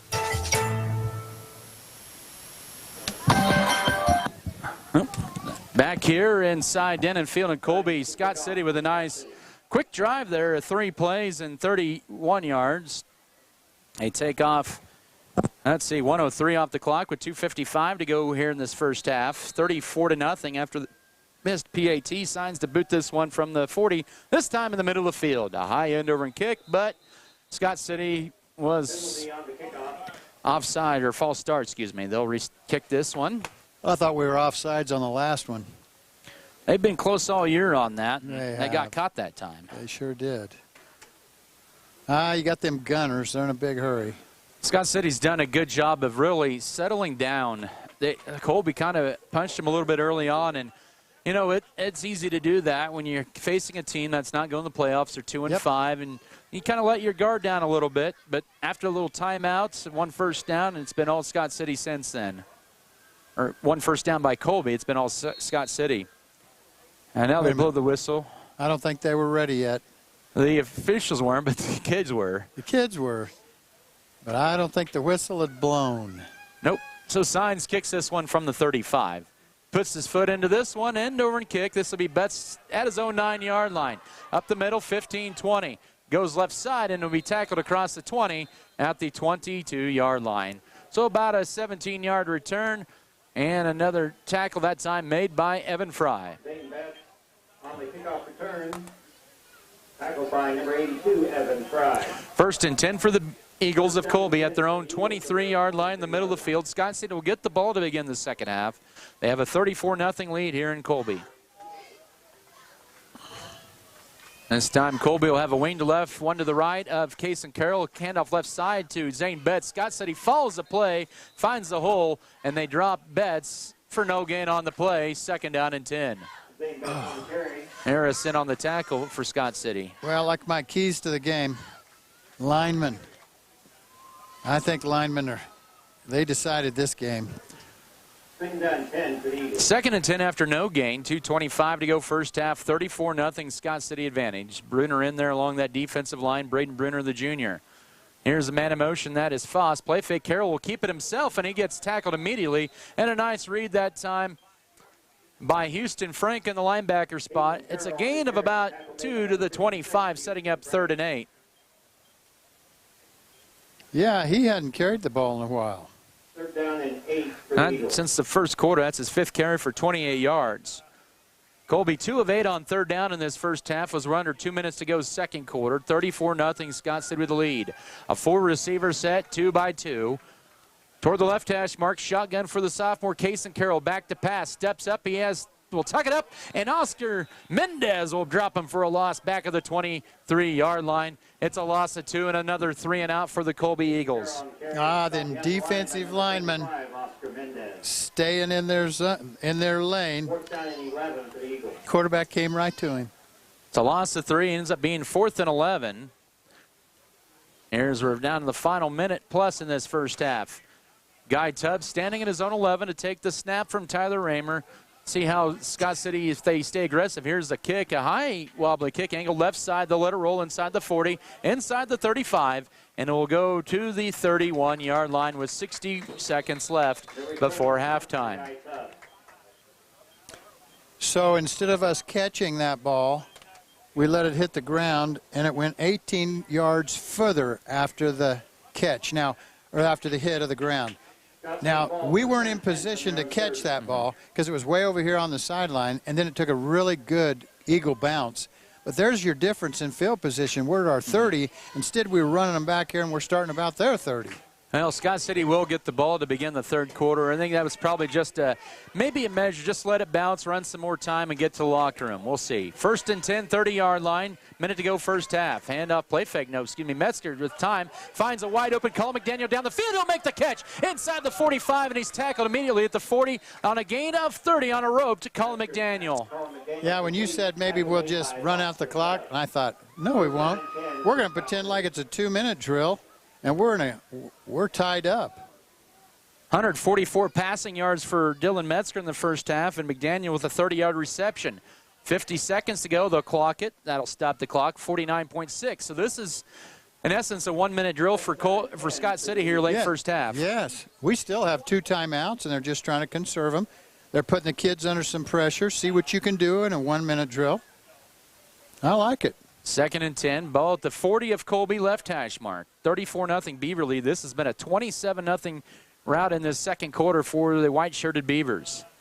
They'll send Avery Knoll to the right. These are things you got to work on a little bit when you go to the playoffs. Oh, absolutely, because you never know. Pistol wing T set up, a man in motion. Play fake by Metzger. Handoff draw there to Brady Welker, 35-30, 28-yard line, 27 with 42.7 seconds, and Scott City will burn their second timeout on the 13-yard delay draw to Brady Welker. Great play, Adam. That looked like a rollout to the right. Even the receivers were going out there. Everybody was rolling to the right, and Metzger reaches back with that left hand and slips it into the belly of Welker. Man, we've seen some things this year. Yes. Haven't we? And play different things in our offensive repertoire. I mean, I can't, we'd gotten kind of stale, I think, in our offense over the last several years. Yep. And this year, I don't know what they're going to do when they come to the line of scrimmage. And if I don't know, you don't know, the defense don't know either. Yes. And that's the best thing we got going on. Football tonight brought to you by Pokey Feeders, Platinum H Insurance, Plain Chance, New Life Market, Miller Veterinary Clinic, Midwest Mixer, Western Bearing, Metzger Appraisals, the Metzger Family Farms, McCarty Family Farms, Lone Tree Farms and Livestock, and Lebanon Lawn and Tree. While we have an opportunity, let's pause for this station identification. This is Beaver Football. 45 KSKL, Scott City, powered by Wheatland Electric, committed to improving the lives of their members and the community they serve. Wheatland Electric, delivering energy for life, a Touchstone Energy cooperative. First and 10 for Scott City at the Colby 27 after that 13-yard run. One timeout left for Scott City. Pump fake. He's going for the home run ball left side and almost making the catch on the left side. That was, I believe, Avery Knoll. It'll bring up 2nd and 10. Clock stops, 37.8 to go first half. Yeah, incomplete pass. Time stops. 2nd and 10 from the 27. Colby 27. And that stops the clock with 37.8 seconds to go first half. Dylan Metzger, 144 passing yards in this first half on 8 of 14 attempts. Or 8 of 14 passing with a touchdown. Fourth play of the drive. 2nd and 10, 27 of Colby for the Beavers. 4 receivers set. Metzger back to pass, has time, rolls to his right, fires it for Lawson Bailey in the end zone. It's a little wide right, and it was outside the goal line by about 3 or 4 yards, but nobody could get to it if it wasn't a Beaver 3rd and 10. Let's just get the 1st and 10. We down the ball and try it again. Scott City 3 of 4 on 3rd downs tonight. They are at the Eagle, 27, 32 seconds. First half up 34-0. Scott City will send Welker to the right, wing to the right. And a receiver with a high snap. Here's a counterplay left side. Lawson Bailey has room left side, looking to turn it upfield, and he's going to be stopped 2 yards shy at the 19-yard line on 3rd down and 10. It'll bring up 4th and 2 with 20 seconds to go first half. And we may see just a timeout here in a field goal. We'll see. They may just go up no huddle here as well. Oh, man, I'd call timeout and give Freddie a chance. See what he can do. And they are going to call Jim Turner walking down the line, side judge. He'll call timeout with 1.6 on the clock first half. There's Freddie with the tee. He's on the field. Freddie was the main field goal kicker a year ago. He's been sharing duties this year with Aldo Munoz. This is his first field goal attempt of the year. And it'll be about a 36-yard field goal from the left hash mark with 1.6 to go first half. Good. You got to, in the playoffs, the games are going to be close, and you know that.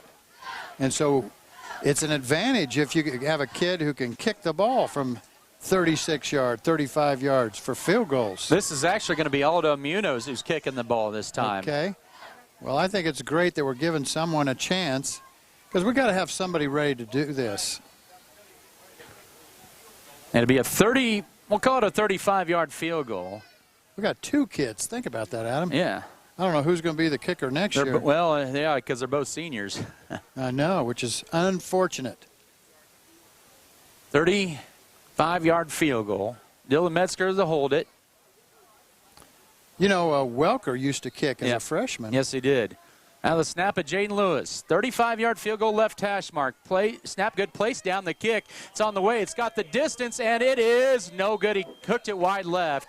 And that in the first half. Munoz now 1 of 5 on the year on field goals. But Scott City with 27 in the second quarter, and they have opened it up to a 34-0 lead here at the break over the Colby Eagles here in Week 8 of high school football. We'll come back in 3 minutes for your halftime show and more. This is coverage of Scott City Beaver football.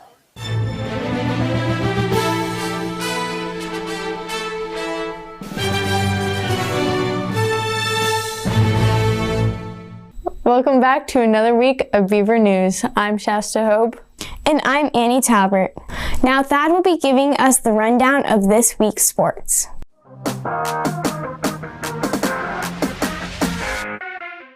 Welcome to Beaver Sports. I'm Thaddeus Butler. With the regular season coming to a close, I was able to catch up with 2 of our football players. Sophomores Case Armendariz and Camden Volgamore described how the season is going. We've blowing out the other teams pretty good. I think it's been a good season so far. I'm enjoying it. Last year was kind of rough, and so we're all kind of excited to bring back some good Scott City football traditions. And, I think I'm finally starting to enjoy football. The team is great, and, finally having some success. Camden then explained his goals for the season. I started playing cornerback. I've dropped some really easy balls to catch. I think I'd like to see a pick 6 by the end of the year. I'd also like to see the team play Ando. I think that'd be cool. Case highlighted a few standout JV athletes. With us losing Alex Trango to the varsity team, I think we've kind of, that's like a disadvantage for us because he's just quick all around and he can break through a lot of tackles and stuff. So that's a disadvantage for us. But other than that, I think Griffin Edwards, he's a pretty good athlete. He can run up the middle pretty good. He's our fullback, and he'll get up the field pretty easy, 4 or 5 yards each time, and we can just get a first down pretty easily. Both players shared their favorite game so far. Definitely, I'm going to go with the Goodland game. We came out fired up. We knew that there wouldn't be the best competition out there, but we were all just excited. A lot of JV guys and even C team got some reps. And, we took care of business on every single level, and that was just really fun. I think the best game was probably Holcomb, because that's just one of Scott City's big rivals, and just felt good just for our varsity just to beat them, and then our JV to beat them. Hughton was also a good game when we beat them in OT, and we on varsity, and then we went there that next Monday and beat them also. So. The football team will travel to Colby today. You can go support them in person or anywhere on YouTube with the Beaver Broadcasting Network. For BBN News, I'm Thaddeus Butler. Thank you, Thad. Thank you for joining us for another week of BBN News. Until next time, I'm Shasta Hope. And I'm Annie Talbert.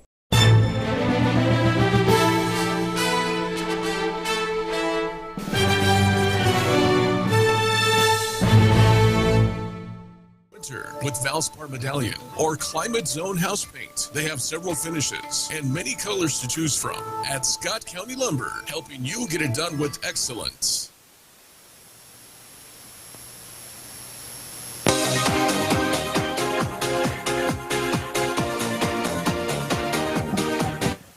Halftime here, presented by Precision Ag and Seed, as we welcome you back here to Denton Field in Colby, and the Scott City Beavers with a 34-0 lead here at the break over the Colby Eagles. Adam Kadavy, Tim McGonigal with you here from Colby. And really, Colby came out and kind of maybe shocked Scott City a little bit. And after that timeout that Scott City took in the first quarter, Colby had 1 first down, and that's been it since then.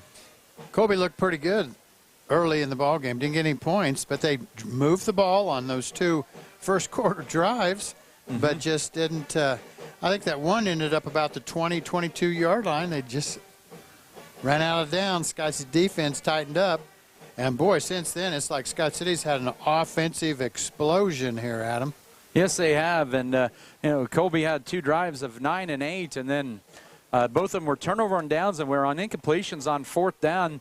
One, remember, was a pretty close play where Colby dropped it on 4th down. The second one, the receiver made the catch, but he had a foot out of bounds. Yeah. So it's been a offensive show here for Scott City in the second quarter, that's for sure. In the first quarter, each team had the ball twice. In the second quarter, each team had the ball 5 times. It was just a little different, kind of getting up and down the field. Well, let's take a look at that scoring summary here, recap of the first half for the Beavers. Scott City scoring on their opening 2 possessions of the night. And they would go on an 8-play, 64-yard drive with 3 minutes, 44 seconds off the clock with 5:11 to go first quarter. It was a Jackson Rumford 19-yard touchdown reception from Dylan Metzger. That was Rumford's first varsity touchdown of his career. The extra point was good by Freddie Sines to make it 7-0. And then after a turnover and down, Scott City goes 8 plays, 78 yards in 2 minutes and 50 seconds. And it was Lawson Bailey scoring from 22 yards out. And the extra point for Sines made it 14-0 Scott City. That was in the second quarter with 10:56 to go. And then the Beavers we turned over on downs after a 4 and out after they had good field position inside Colby territory. And also with a minute, or correction, with 7:26 to go first half, Scott City's Jace Thomas on a one-play 56-yard touchdown drive, his 56-yard run, made it 21-0 with the Freddie Signs kick. And then on a minute 27 second drive, a 5-play 30-yard drive, Scott City would get a 2-yard Bailey run, extra point Signs 28-0. And then with 2:55 to go first half, a 64-second drive for Scott City going 31 yards on 3 plays. It was Brady Welker with 15 yards out. After that option pitch that time, a missed PAT, 34-0. Scott City tried a 35-yard field goal, just missed it wide left, and that's the score in the first half at 34-0. We'll step aside for another timeout. We'll have first half stats and more here as Scott City leads it 34-0 at the break. This is Scott City Beaver football. When you want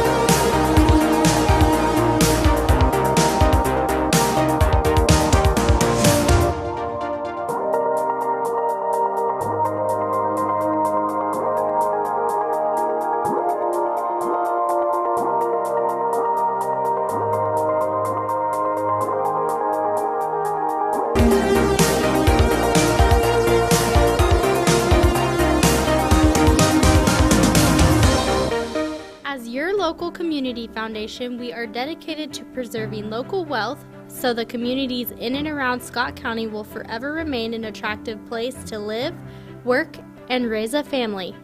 We respond to the needs of our community through grant making, scholarships, and other special projects.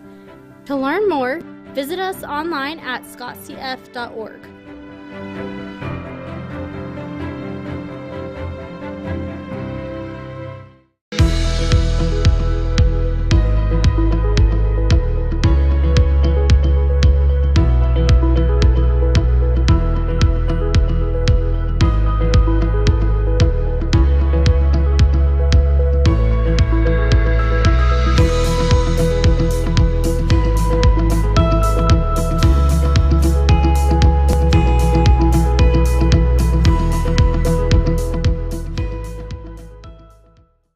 Western State Bank proudly supports Scott Community High School students and athletes as they prepare for another great year of achievements. Just as our students prepare for another successful year, we encourage you to be prepared for whatever life may bring you. Stop in and talk with the knowledgeable staff at Western State Bank, whether it be a new home loan, financing for your business, or any one of our checking and savings account options. We're here to help you. Make sure to check out all of our internet banking options provided at WSBKS.com. Western State Bank, member FDIC. And as always, go Beavers!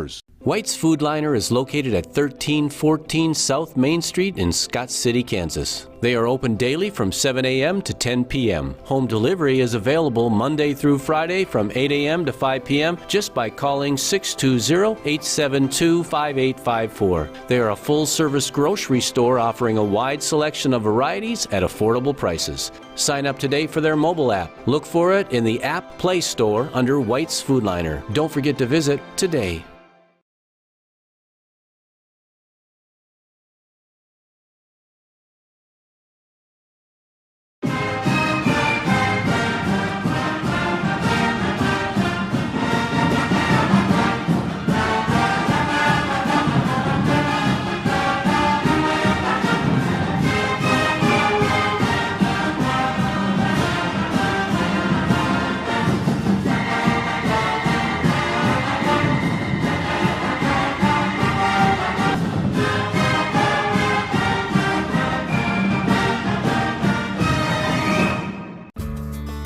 the air, 9 of 15 passing, 176 on the ground when it really looked like it was tough sledding early on.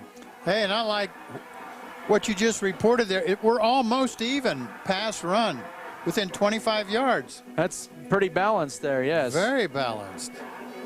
I like it. You know, and Colby was really content early on stuffing the run, and they accomplished that. So Scott City says, we'll beat you through the air. And then once they did beat them through the air, that opened up some running lanes. Well, that's what we did, Adam. I do think the pass helps. It allows the other team to not put 8 kids in the box, from tackle to tackle and try to stop our run, not just smash mouth football. Nah, we're making you cover our receivers on downfield, so they got to back off the line of scrimmage, which then allows your run to work, which you got to be able to pass the ball, you got to have linemen. To be able to run the ball, you got to have linemen. I'm telling you, our linemen, we're doing pretty good with this line we have. Scott City ended up having 11 first and 10s in that first half, 3 of 5 on third downs, and they're 0-1 on fourth down. For Colby, they ended up with 89 yards in the first quarter and only netted 8 yards in that second quarter, which was big. They did have 23 yards passing on 1 of 9 with an interception, 66 yards on the ground. They were 2 of 9 were the Eagles on third down and 0 of 2 of fourth down. They were not penalized in that first half. Really? Yep, Scott City had 3 of them for 15. Well, we're getting towards the end of the season, Adam, and you know how it is. First of the season, the kids are making mental mistakes. At the end of the season, you just don't see as many. Yeah, you're right there. And but some good things for Scott City. They really battened down the hatches on defense there in the first half. Got a turnover. Almost had another turnover, another pick there along the way. But, they started playing really second quarter on like they were the heavy favorites tonight. Well, we looked like the heavy favorites in the second quarter. First quarter looked like a good Scott City Colby Eagle matchup. Everybody was just playing really tough. Second quarter, our passing game really opened it up, Adam. They couldn't cover both, and then they couldn't cover either way. 34-0 your halftime score. We'll take one final break. We're bringing some scores across the league and the state of Kansas as well. One final break here this first half in 3 minutes. This is Beaver football.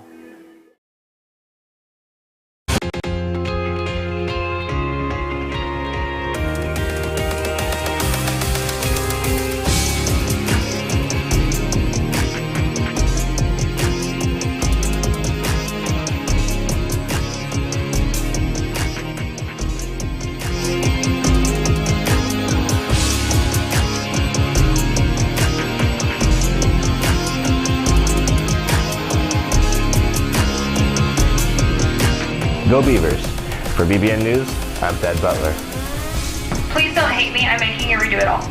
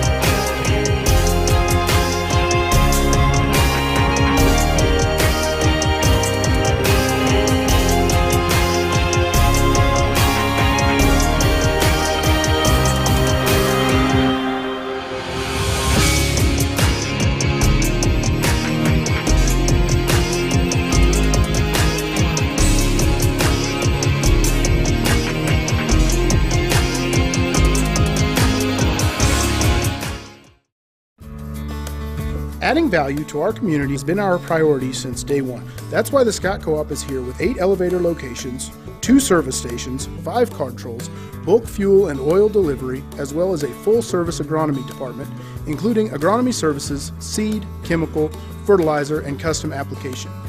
Visit us online at scottcoop.com or download our app for more information. Scott Co-op is a proud supporter of our local communities. Scott City Eye Center has been a leading provider of optometry services and vision care products in the Scott City community since 1999. Our experienced eye doctors offer comprehensive vision examinations that our Scott City Optometry Office specializes in the diagnosis and treatment of a wide array of eye diseases, conditions, and problems. We use advanced diagnostic technology, and we are committed to improving the quality of life. Give yourself the gift of clear vision by scheduling an appointment with Dr. Joshua Gooden, OD, today.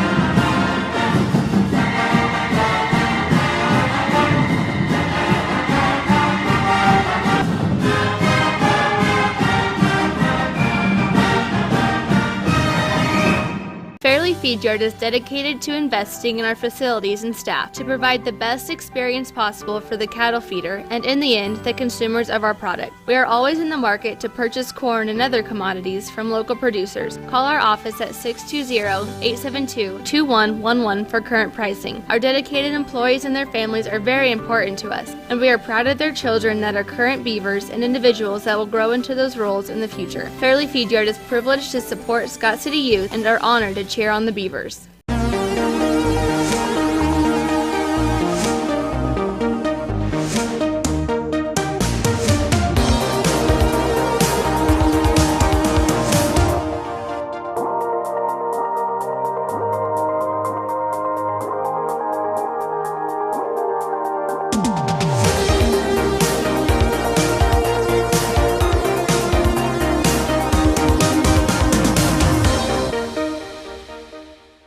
Tracy up here in the booth for that score. 35-0 Smoky Valley over Nickerson here at intermission. So that means... Yeah, Smoky Valley would come to Scott City, and Nickerson would play here in Colby in the Week 9 non-playoff game next Friday.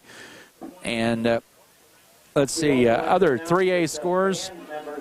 We did have Collegiate of Wichita Collegiate 21-7 over Heston, and then Cheney 28-7 over Halstead. And that is a district championship game between Wichita Collegiate and Heston, and Collegiate Spartans up on that one at the break. Also, Santa Fe trailed over Iola 20-7, another third quarter or 3A score, excuse me. Wellsville 28-0 over Baldwin. That's a 3A score over East. Pratt hanging with Andale in the first half. It's only 20-7 for Andale. They're playing at Pratt tonight. And remember, Pratt's the last team to defeat Andale. Really? And that was back in 2018. That was the game after Scott City lost to Andale in the 3A playoffs.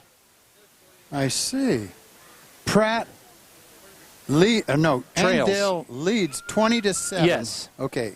Wow. And back in 2018, that's when Pratt upset Andale in the semifinals. Well, Pratt plays good football. Yeah, they do. The Greenbacks, they will be at Holcomb next Friday. I think they've only lost one game all year, too, or twice. Yep, yeah. To Cheney. Well, a correction once. You're right there. Cheney and potentially Andale. Yeah.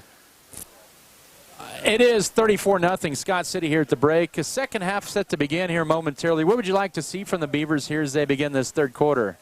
I'd like to have 11 more points in a running clock.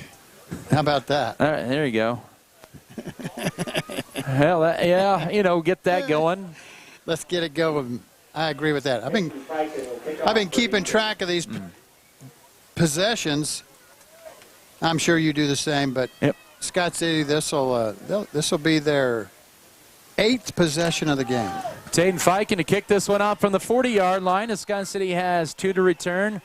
This is going to be kicked on the ground, and it'll bounce past Fry. Got to fall on it, and they could fall on it right at the 26-yard line. That got a little too close for comfort there. Yeah, that was a free ball, man. After it goes 10 yards, it's anybody's football. 1st and 10 for the Beavers. They'll have it at their own 26 for their opening drive of the second half. I want to thank J&R Car and Truck Center once again for providing transportation here tonight to Colby. You can view the new and pre-inventory on their lot. Just like on that play there, us old guys, we sit around and we know exactly what's going on with that.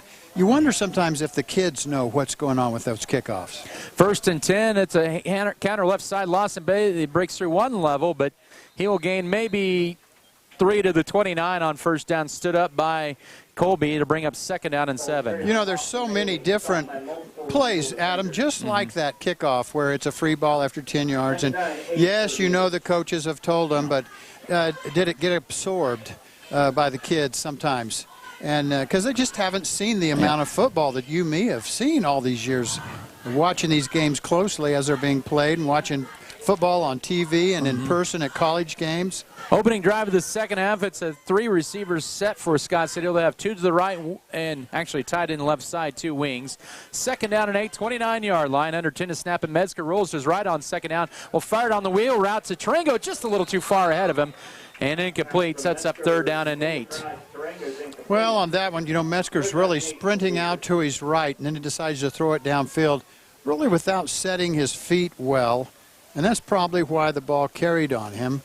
But, wow, we had three guys he could have thrown that to. He could have had a safety valve out here in front of him. He had Tarango going deep. And I can't remember. There was somebody else right in here about 10 yards down from the line of scrimmage. He was open, too. I think it was McDaniel. Third and 8. Scott City 3 of 6. Play fake. Now they set up a middle of the pass. Here's Jackson Rumford as the flag comes out. And we're going to get an eligible player downfield as that went all the way down to the 35. But unfortunately, you could see poor Houston Frank was near the receiver. Yeah, he was 15 yards downfield, 10, 12 yards downfield. I'm surprised the officials even caught it, It was the back judge that saw that, yeah. He's an old fullback, so he's probably used to running pass patterns, and sometimes you can't take that out of you. Hey, Coach, I thought that was a dive play. Yeah. It looked like maybe it was an option pass play there. Yeah, I think it was. So, sometimes it's easy to get down the field. An eligible player downfield, and it's going to bring up 3rd and 13. Well, do it again. I mean, Jackson Rumford has been open all night long. I don't care where he's run the pattern. He's open. McDaniel hasn't touched the ball on a pass yet tonight. He's been open. 3rd and about 14 at the 23-yard line. First minute of this second half, 34-0. Scott City leads it. They have 18 to snap it. As they break the huddle with Rumford to the right, Tarango to the left, also to the right will be Colin McDaniel in a slot set. Wayne to the right. As Metzger rolls to his right on 3rd down. Sets, has plenty of time. Guns it downfield for a jump ball. And it is going to be deflected and incomplete. Underthrown for Jackson Rumford. And Scott City will go 3 and out for the first time tonight. That was really a jump ball. He just didn't. If you've got a cannon of an arm like Elway or Mahomes or somebody like that, you can stand there with the ball. But and these high school kids, they need to go back and just fling the ball as far as they can, let the receiver run and go get it. Instead, he underthrew it and really Rumford had the chance to catch the ball. First punt of the night for Scott City after the first 3 and out. Here's a high booming kick, spiraling. It bounces inside the 30, and it's going to roll inside the 25. It hit a couple blades of grass and rolls inside the 20 down to the 19-yard line. 58-yard punt with 10:26 to go, third quarter. What a turn of field position that punt was. That ball got up there, spiraled, turned over, hit the ground right to bounce on further down. Beautiful.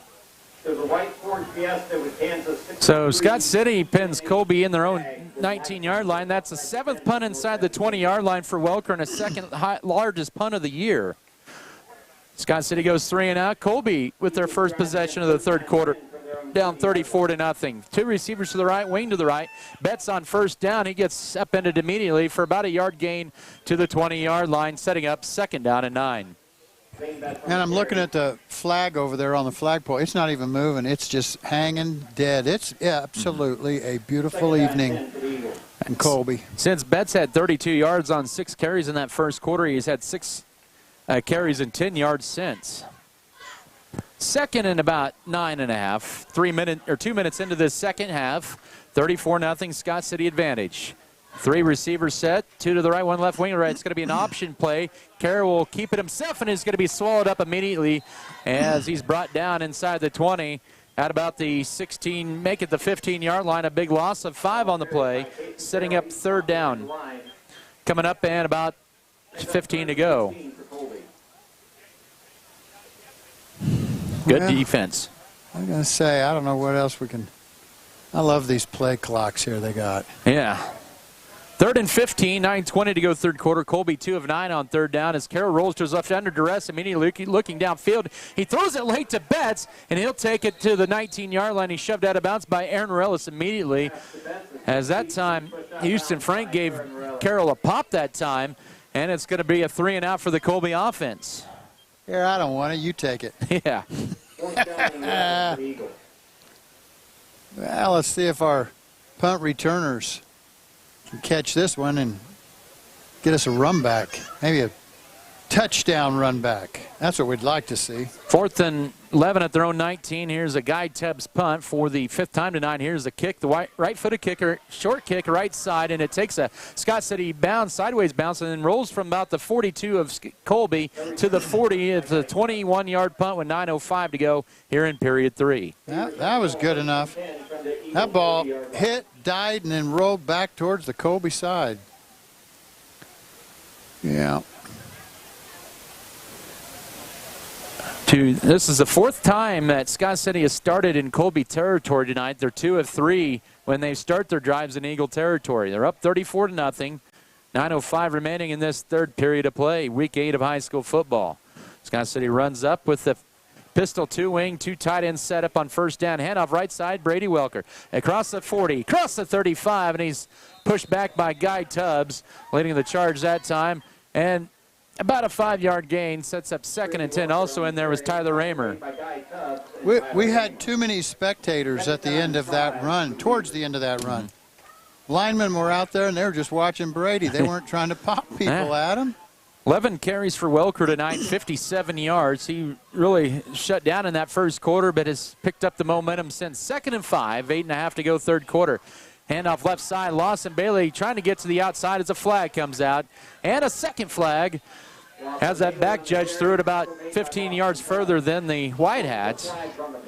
Block in the back. Hold. What's it going to be? So it'll negate a first down run to the 27-yard line of about 8 for Bailey, holding Scott City. This will be from maybe the spots. Scott City's been penalized 5 times tonight. Colby yet to be called for a penalty. I can't believe that.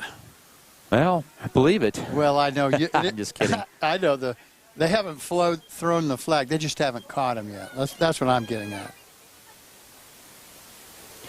57 yards on 7 carries for Bailey. That's a 4-yard gain and then a 10-yard penalty. Third play of the drive makes it 2nd and 11, 41 of Colby. 8:25 in the third quarter as Scott City runs 2 receivers to the right, 1 to the left. Oh, Adrian moves quickly. And the Beavers have been their own worst enemy with already their 3rd penalty this third quarter. Wow. I'm surprised at that. That happens. I know. High school kids. 2nd and 16. Antsy to hit that kid across from him. I want to hit that kid again. Scott City will send Avery Knoll to the right. Flexbone 2. Wings set up tight and left. A man in motion. Play fake for Metzger. Looking, now steps up to the pocket and sees Russian. He is going to be brought down. Kai Lanning, the sophomore defensive end, brings Metzger down for a 2-yard loss at the 48, and it's 3rd down and Levant to go. Dropped in the backfield by Kai Lanning and Tyler Raymer. A little bit of lack of focus here in this second half for Scott City. I think there could be. You may have just hit the nail on the head, is what I'm getting at.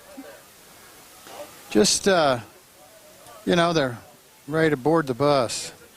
3rd and 18, 48-yard line, 7:50 to go third quarter. Empty backfield. Metzger back to pass, has plenty of time, steps up, throws it, crossing pattern to Colin McDaniel. Oh, he slipped on the turf, and the top of the E on Eagles credited with the tackle at the 42-yard line to gain a 6. I just got to say this. Back in my day when we would be watching film and that kind of play would happen, Coach Larry Huck would say, "Looked like you tripped over that E there. What's the deal?" Yeah. So Scott City is going to be the second 3 and outs of the game all in this quarter here as Brady Welker standing at his own 46 to take the high snap. Puts it away, punts this one a nice kick as it spirals inside the 15, inside the 10. Scott City cannot get to it in time. It'll be a 42-yard punt with 7:10 to go third quarter. 1st and 10 Eagles at their own 20.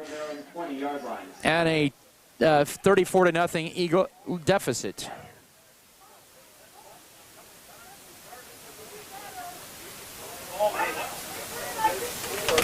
Oh, fun stuff, this football. I love coming to these games. Yes, yeah. A lot of fun. Second possession for the Eagles this half, and they have it at their own 20 in the middle of the field. Pistol set up. The runner, 3 receivers set, twins to the right, 1 to the left. Betts pistol back as they'll send Braden Foss in motion. Handoff up the middle to Betts. He gets the pile, keeps the feet churning, and backs his way to the near the 23-yard line for a 3-yard gain on first down. Well, Colby just continues to pound Betts between the guards, doesn't he? Yes, he does. Yes, they do. I'm just not sure. Either that or they do sweeps. 34-0 Scott City lead. 6:40 to go third quarter. As Colby looks at the play call on their wrist, they set up. They'll run trips bunch to the left, a wing to the right. They'll send man in motion out, handoff on a reverse play left side, and they'll gain about 4 to the 27, setting up 3rd and 3. Betts took the handoff, and then it was a reverse play to Braden Foss for 4 yards. See, I missed the second handoff. Third down and And 3 now, for Colby. it's easy to do out there on the field, too, and then you don't know where the ball is. 3rd down and 3 for the Eagles at their own 27. Midway point, 3rd quarter, 34-0 Scott City. No change of score in this 3rd period. Scott City with 4 down linemen. They'll send Foss in motion left to right. Carroll play fake, rolls to his left, looking downfield under duress to Jefferson Rumford, and he stepped out of bounds. Oh, no, they're going to rule it incomplete. He did look like he stepped out of bounds, but that was the right call, incomplete. 4th and 3 for the Eagles. Sorry, but I thought he stepped on the out-of-bounds line as he threw the ball. I put it where he stepped out, but it don't matter. Yeah, it kind of does.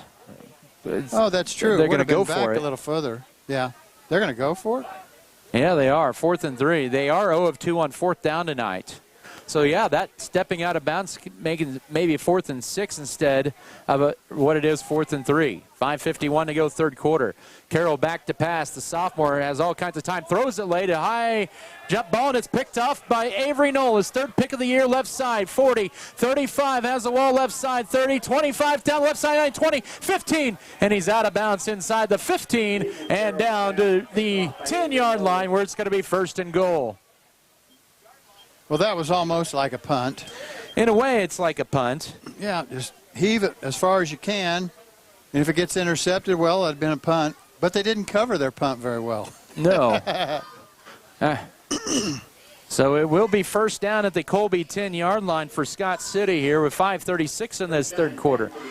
And it's outside the 10-yard line. They can actually essentially get a 1st down without a touchdown. You don't see that too often. No, you sure don't. But it is. It's right there. Here's the pistol wing T set up, a man in motion. Metzger, a little out pattern for Knoll, makes the catch, puts the ball over the pylon. Oh, they're not going to give it to him. Wow. It'll be maybe 1st and goal at the 1. Hey, I want to see half-yard line replay from the pylon cam. No kidding. Oh, that was a nice pass, nice catch. And as he was getting tackled, he tried to lean the ball out there in front of him, push it out there ahead of him. That's why I thought surely they were going to call touchdown. So it is 2nd down and about a couple of inches. Ball just inside the 1. We're under 5 to go 3rd quarter. 34-0. Scott City threatening again. We got a flag, and that's going to be a penalty on Scott City. A legal procedure, the call. Well, we had a guy who left a little before the snap, but Adam, we also had a guy on the right side of the field who got down in his three-point stance, then he got up and moved over a little bit because he wasn't as close as he should have been to his other lineman. Well, you can't, once you go in your three-point stance, you can't get up. Yeah.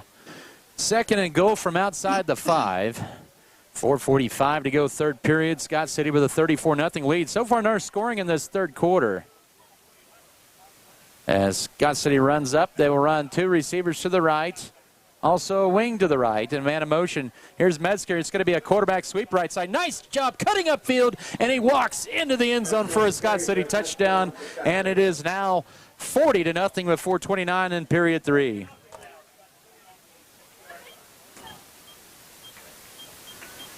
Okay, who's kicking? Is this Freddie? It is...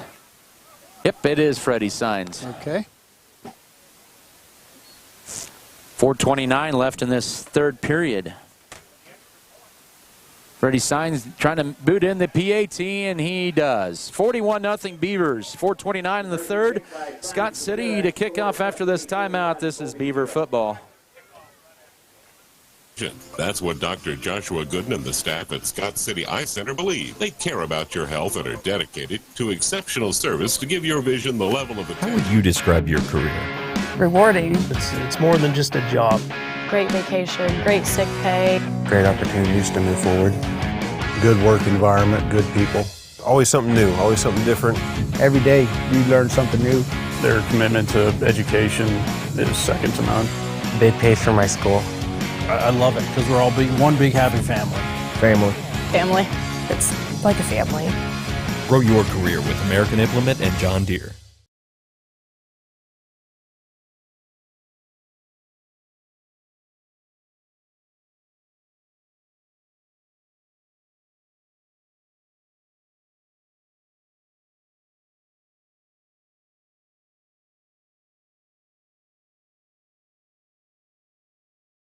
Beaver lead.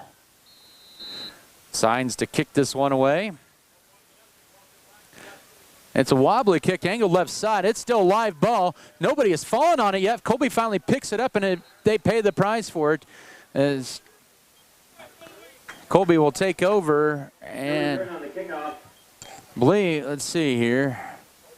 Believe that might have been Simon Salcido who picked that up for Colby, the sophomore. And they'll have it at their own 23-yard line. Yeah, that wasn't a planned deal at all. But it almost worked in Scott City's favor. It's a long 4:27 in this third quarter, 41-0 Scott City lead. Two receivers to the left, one to the right, shotgun for quarterback Carroll. He sends Betts in motion. He's back to pass, sets up. Now will step in the pocket, tuck it and run. Has a 30-yard line across for the first down, and they get it to the 35-yard line for a gain of 12. Colby's first down since the first quarter. Wow. That's a defensive statement. Yes, it is. You just said, yeah, I like that. It's their fifth of the night. With 4:19 to go, third quarter, as he ran out of bounds, clock is stopped. Scott City shuffling some personnel in and out of there, up 41-0. Empty backfield, three to the left, back to pass. Carroll will just gun it down the seam for Betts. It's underthrown, deflected, and incomplete. It was underthrown, trying to get it to Zane Betts. Alex Tarango tipped it up in the air, and Colin McDaniel may be cramping after that play, setting up 2nd and 10. I agree. McDaniel's headed for the sideline. I'll bet he's cramping. Camden Volgamore will take his spot. I'm hoping. Yep, second and hopefully it's a cramp. 2nd and 10, 4:03 to go in this third frame. Scott City with two to the left and two to the right. Actually, three to the right, correction for Colby. Empty backfield for the quarterback, Kason Carroll, who's gone 2 of 12 tonight with 2 picks. He'll send a man in motion. He'll get the carry him off right side, and Jackson Rumford swallows him up for a 4-yard loss at the 31-yard line, setting up 3rd and 14. Make that a loss of 3. 3rd down and 14 for Colby. Oh, good stop that time by Rumford on the backside. Colby 2 of 11 on 3rd downs tonight. Down 41-0, 3.5 here in this third. 2 to the left, 1 to the right. Pistol set up for Kason Carroll, and we have a flag on the play. Or nope, we got a timeout for Scott City, excuse me. We'll take it as well. Actually, we'll keep it right here for the moment. Here with 3:27 to go, third period. We want to thank Z Bottling once again. They provided water for us all season up here in the broadcast booth. So when they keep us hydrated here. So don't forget, think about Z Bottling, custom labeling, 5-gallon, 1-gallon, individual bottles, you name it. Z Bottling, delivering quality H2O. I got to have a shot of it right now. Yes, you do, right? I got one with me. All right, so also we'd like to thank First National Bank, Fairleigh Companies, Farm Bureau Financial Services, Hugh and Berta Benz, DeKalb Bear, Shells, Flowers, and more. Also, Brookover Cattle Company, Burning Farms, Beef Belt, Beavertown, FFL, Bartlett Green, B&H Paving, and American Implements. So Scott City needed to get realigned after Colin McDaniel stepped out of that on 2nd down, bringing up a 3rd coming up here. Updated score, Holcomb 58, Southwestern Heights after 3. Mentioned Hugoton 28-16 over Goodland at the break. That was a 16-0 Goodland lead at one point. It was 16-8 after 1. Here it's 41-0 for Scott City. 3rd and 13 for Colby at their own 32, and play resumes. Here we go, an empty backfield for Carroll. They've been in that set all night. This is good for Scott City to see a pass-heavy formation here. Carroll will option keep it, and Jackson Rumford will swallow him up back at the 26-yard line for a loss of 8 on the play, or a loss of 5, excuse me, on the play. Wow, quarterback just ran right into Rumford. Yes, he did. Essentially, he just, I think he was looking downfield and wasn't paying any attention. So, yeah, 4th down, and Guy Tubbs back to punt. Scott City will have 2 to return it. One of those is a senior, Zach Roberts. I hope he gets the ball. I do too. Also, Alex Tarango deep to return. Colby has 7 to snap this. 4th and long at their own 26-yard line, 4th and 14. They get it to Tubbs. He'll punt this one away, almost blocked. A high kick. Roberts will decide to get away, and it'll take, and then picked up by Tarango. He almost fumbled it, picks it back up, and goes left side. He breaks through one tackle. Oh, a flag, come on. So he takes it down the left sideline, and he'll take it inside the 20. Boy, that was, there's 2 flags on that. I'll be honest, Tim, I don't know if that really warranted a block in the back or not, because momentum of the Scott City player kind of ran into the Colby Eagle. I agree totally, Adam. Jeez. You know, it wasn't going to decide the play if the kid was going to make the tackle or not. And it looked to me like it was at his side. It wasn't, you know, when you think of in the back, you think of in the back. Well, that wasn't in the back. And it really didn't even look like he had his hands in blocking, or like in a blocking formation. No. Or like you're getting ready to block somebody. It was kind of like they bumped into each other. So instead, the 10-yard penalty, instead of first down inside the Eagle 20, will be marked back at the 34-yard line. But really not a lot to complain about tonight for Scott City with a 41-0 lead. 2:23 here in this third quarter. Except we got all the penalties. And yes. Scott City's been penalized now 8 times for 50 yards. Colby yet to commit a penalty tonight. Like I said, they just haven't caught him yet. They haven't caught him yet, nope. But that happens. Noel split to the right, 2 wings, set up, pistol, wing T, man in motion. Handoff, nope, option, pitch right side, and that one's going to go nowhere. Well, maybe he does. Here's Lawson Bailey. He's still going, and he's still going, and he's going to score. It looked like it was going to be nothing, and down the right sideline goes Lawson Bailey 66 yards later to make it 47-0 with 2:05, and now the running clock is on in the third quarter. I'll tell you what, Adam, that play was dead in the water, except Lawson Bailey decided it wasn't dead in the water. He was going to continue to keep swimming and keep trying. I mean, them Colby kids, they all had good shots at him. They had him wrapped up, I thought. He just refused to go down. And then once he got about 8-9 yards downfield, it was just, well, can you catch me? Nobody could. Great speed. 47-0. Here's to tack on the PAT. It's on the way and through the uprights. 48-0 Scott City in a continuous clock now, with it being a 45-point margin. Minute 20 to go third quarter. Let's take a 30-second break. This is Beaver football. With crop insurance. How would you describe your career? Rewarding. It's more than just a job. Great vacation, great sick pay. Great opportunities to move forward. Good work environment, good people. Always something new, always something different. Every day you learn something new. Their commitment to education is second to none. They pay for my school. I love it because we're all one big happy family. Family. It's like a family. Grow your career with American Implement and John Deere. Scott City scores. Lawson Bailey a second of the night. And Bailey scores from 66 yards out, and he has a career high of yards tonight. 8 carries, 163 yards. He eclipses his 100-yard-plus mark last week of 129 against Goodland.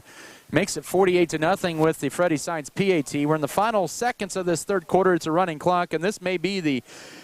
We may never get this play off. Depends, you're right. You'll have to hurry it up. Running clock here. Late third quarter, 10 seconds. This will be the final play of this third period. Signs boots this one, and he angles it right side here. Taking it at the 10-yard line across the 15, and 20 down the right sideline goes Simon Salcedo, the sophomore, to near the 30-yard line, and that's the final play of period 3. 12 minutes left here at Denon Field. Scott City 48, Colby nothing. Back after this timeout, this is Beaver football. How would you describe your career? Rewarding. Fairleigh Feed Yard is dedicated to investing in our facilities and staff to provide the best experience possible for the cattle feeder and, in the end, the consumers of our product. We are always in the market to purchase corn and other commodities from local producers. Call our office at 620-872-2111 for current pricing. Our dedicated employees and their families are very important to us, and we are proud of their children that are current Beavers and individuals that will grow into those roles in the future. Fairleigh Feed Yard is privileged to support Scott City youth and are honored to cheer on the Beavers.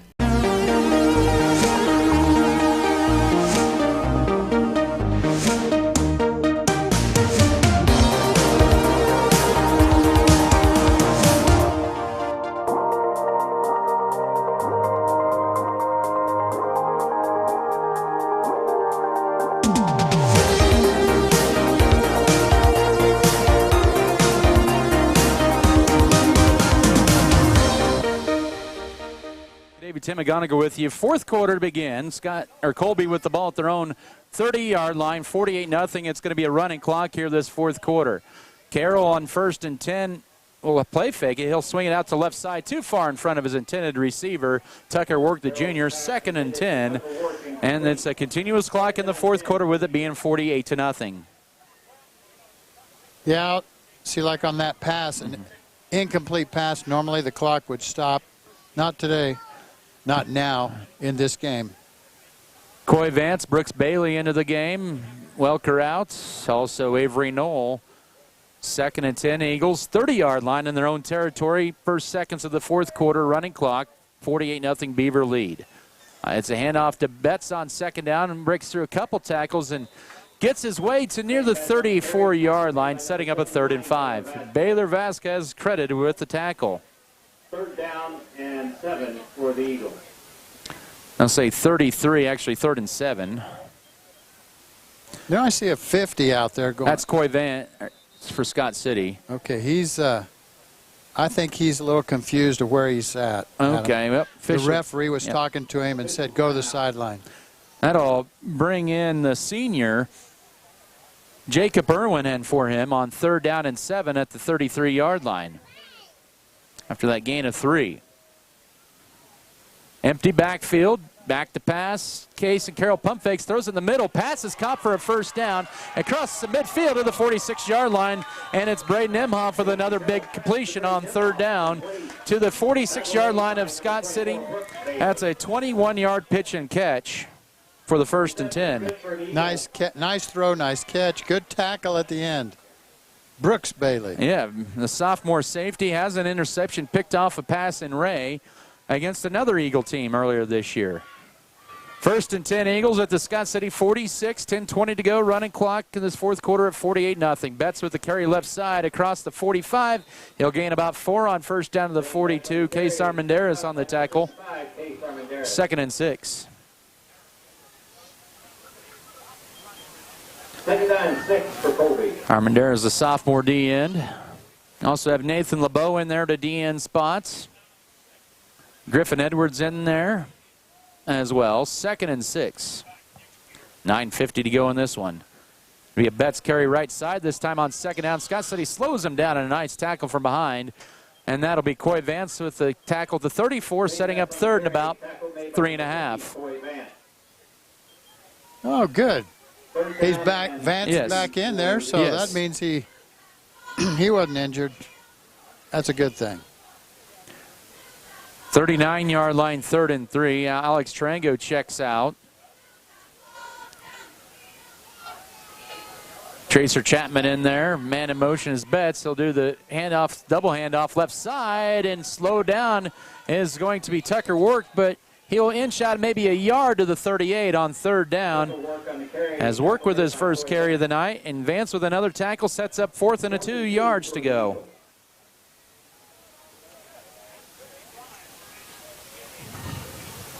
Fourth and 2 for Colby. 8:50 to go, 48-0 Beavers lead. Tight end right, receiver right, Two receivers to the left. Pistol set up for Case and Carroll. In for Hunter Vaughn, who's injured. Now, handoff on 4th down. Nope, option pitch and keeping it late and getting the first down inside the 35. And a colony of Beavers will tackle Carroll for the first down at the 34-yard line. Nice fake. I thought the fullback got the ball. Yeah, it was. About a gain of 3 to the 34. On Carroll's 10th carry, he has 30 yards. Oh, wonderful. 8th play of the drive for Colby with 8:08 to go. Facing mainly Scott City's second team, 48-0. But a lot of Colby's first team, they got some second teamers in there as well, does Colby. They have Cameron Lilly, a sophomore, in there at one of the guard spots. 2 to the left, 1 to the right. Send a man in motion, that's Imhoff, the senior. Now handoff goes left side to Zane Betts inside the 30, 25. He'll gain 9 on first down. He'll be brought down by Jacob Irwin, but not before a gain of 9. 2nd down and 1 coming up. Zane Betts on the carry and on the tackle for the Well, Beavers, number 25. it looks to me like we have all second teamers, and this is still varsity for Colby out here. I think this is a good deal. Yeah, it is. Gives our second teamers a real look. 2nd and a yard, 7:20 to go, running clock here in this 4th quarter. 48-0 Scott City. The Eagles trying to not get shut out here. They haven't been shut out since middle last year. Betts with the carry, and Baylor Vasquez swallows them up for no gain. He maybe inked out a yard right back to the 25-yard line. 3rd and 1 coming up. Yeah, he sure didn't get the 1st and 10, though. I thought maybe when they grabbed him, kind of spun him around, I thought he might get that 1st and 10, but didn't happen. Colby is just 3 of 14 tonight on 3rd downs. It's 3rd and a yard to the 25 after that no-yarder on that play. 18 and 64 tonight for Zane Betts, the junior. It'll be a Betts carry right side. He's got the first down as he lowers his shoulder. Tracer Chapman will make the stop, but not before a gain of 4 to the 21-yard line. Tracer Chapman. Betts' carry picks up a Colby. Colby 1st and 10. Their 8th of the night.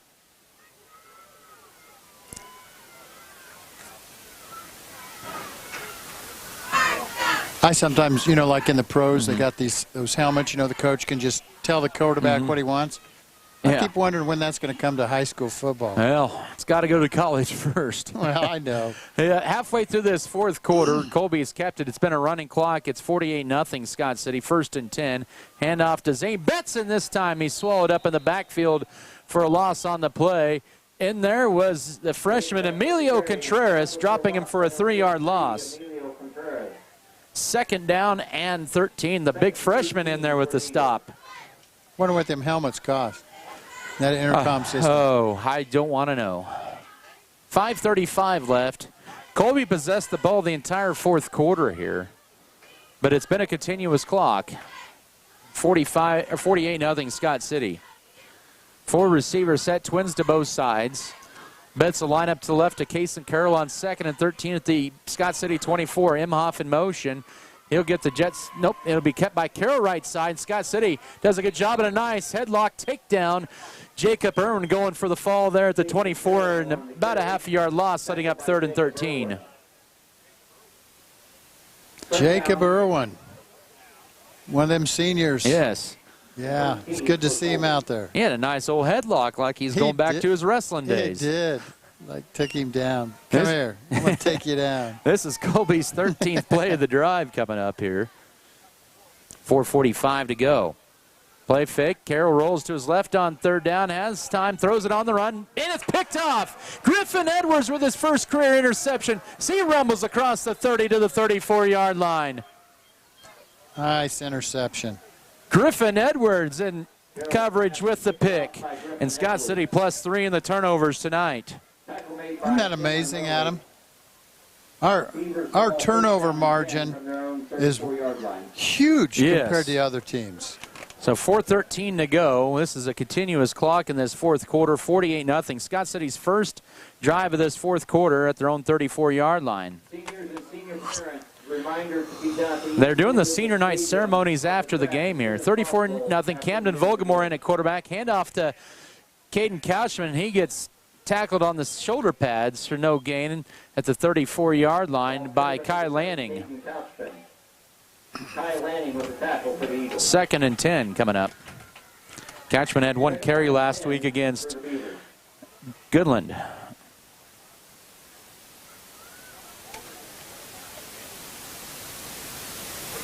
So the center is Brevin Volgamore, the sophomore, will snap it to his cousin Camden. 3 receivers to the right for Scott City on 2nd down.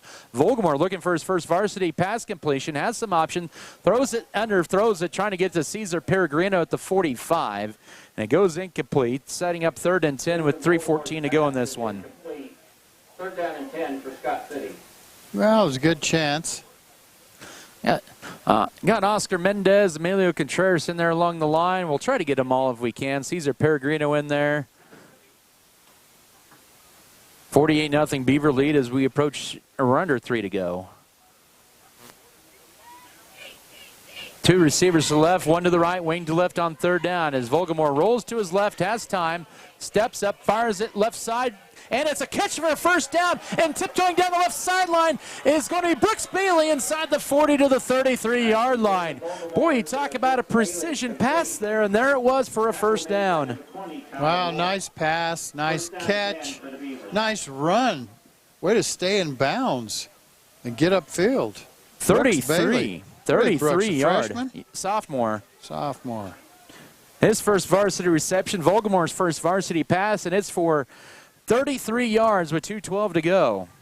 And Scott City's 14th, make that 15th 1st and 10 of the night. Handoff on 1st down left side. This is Edwards. He'll take the pile inside the 30 to the 25 for 8 on the 1st down, or make that 7 on 1st down. Several Eagles in on the stop. 2nd down and 3. 2nd down and 3 for Scott. 2 minutes to go. Oh, that clock is just slipping away. Yes, it is. 26-yard line. They'll split Chapman to the right, Brooks Bailey left. And on 2nd down, here's Cesar Peregrino. He breaks through 1 tackle and gets about 1.5 yards. It'll set up 3rd and about 2 as he takes it to the 24. Sets up about 3rd and 1.5 yards for the 1st down, 3rd and 2. 31 for the Beavers. Peregrino had his first career touchdown last Friday in the win over Goodland. And that on the first play of the 3rd quarter. Evan Fry checks in. Also have in there Scott City on the line. I believe that is Bryce Hundermark at tackle. 3rd down. Maybe a scoop toss right side. Here's Nathan LeBeau, his first varsity carry, and he's going to be stopped right at the 1st down sticks with 45 seconds left. So Nathan LeBeau, his first year out for football, gains close enough for the 1st down. I don't know. They're not giving it to him. I mean, come on. He's a senior. He's never been out for football. Give him the 1st down. Oh, they're going to measure this, Adam. Yep, that might run out the clock. That might run out the clock. He didn't get it. Nope, he's going to be a yard shy, so 4th and 1 yard. And they may not have to run another play. We'll see. They will run it. Why not? They're 0 of 1 on 4th downs tonight, are the Beavers. 4th and 1 yard, final play of this game, more than likely. LeBeau, he gets swallowed up immediately by Cameron Lilly, but falls forward to the 20 for a gain of 3 on the final play of the ball game. And that is it. Scott City wins it, shutout fashion, 48-0 over the Colby Eagles. As it was a scoreless 4th quarter, Scott City with one of their largest wins against Colby in series history as they improved to 7-1 in the regular season, the most wins since 2019. Colby drops to 2-5. They will host Nickerson next Friday. Post game to begin in 3 minutes. This is Scott City Beaver football.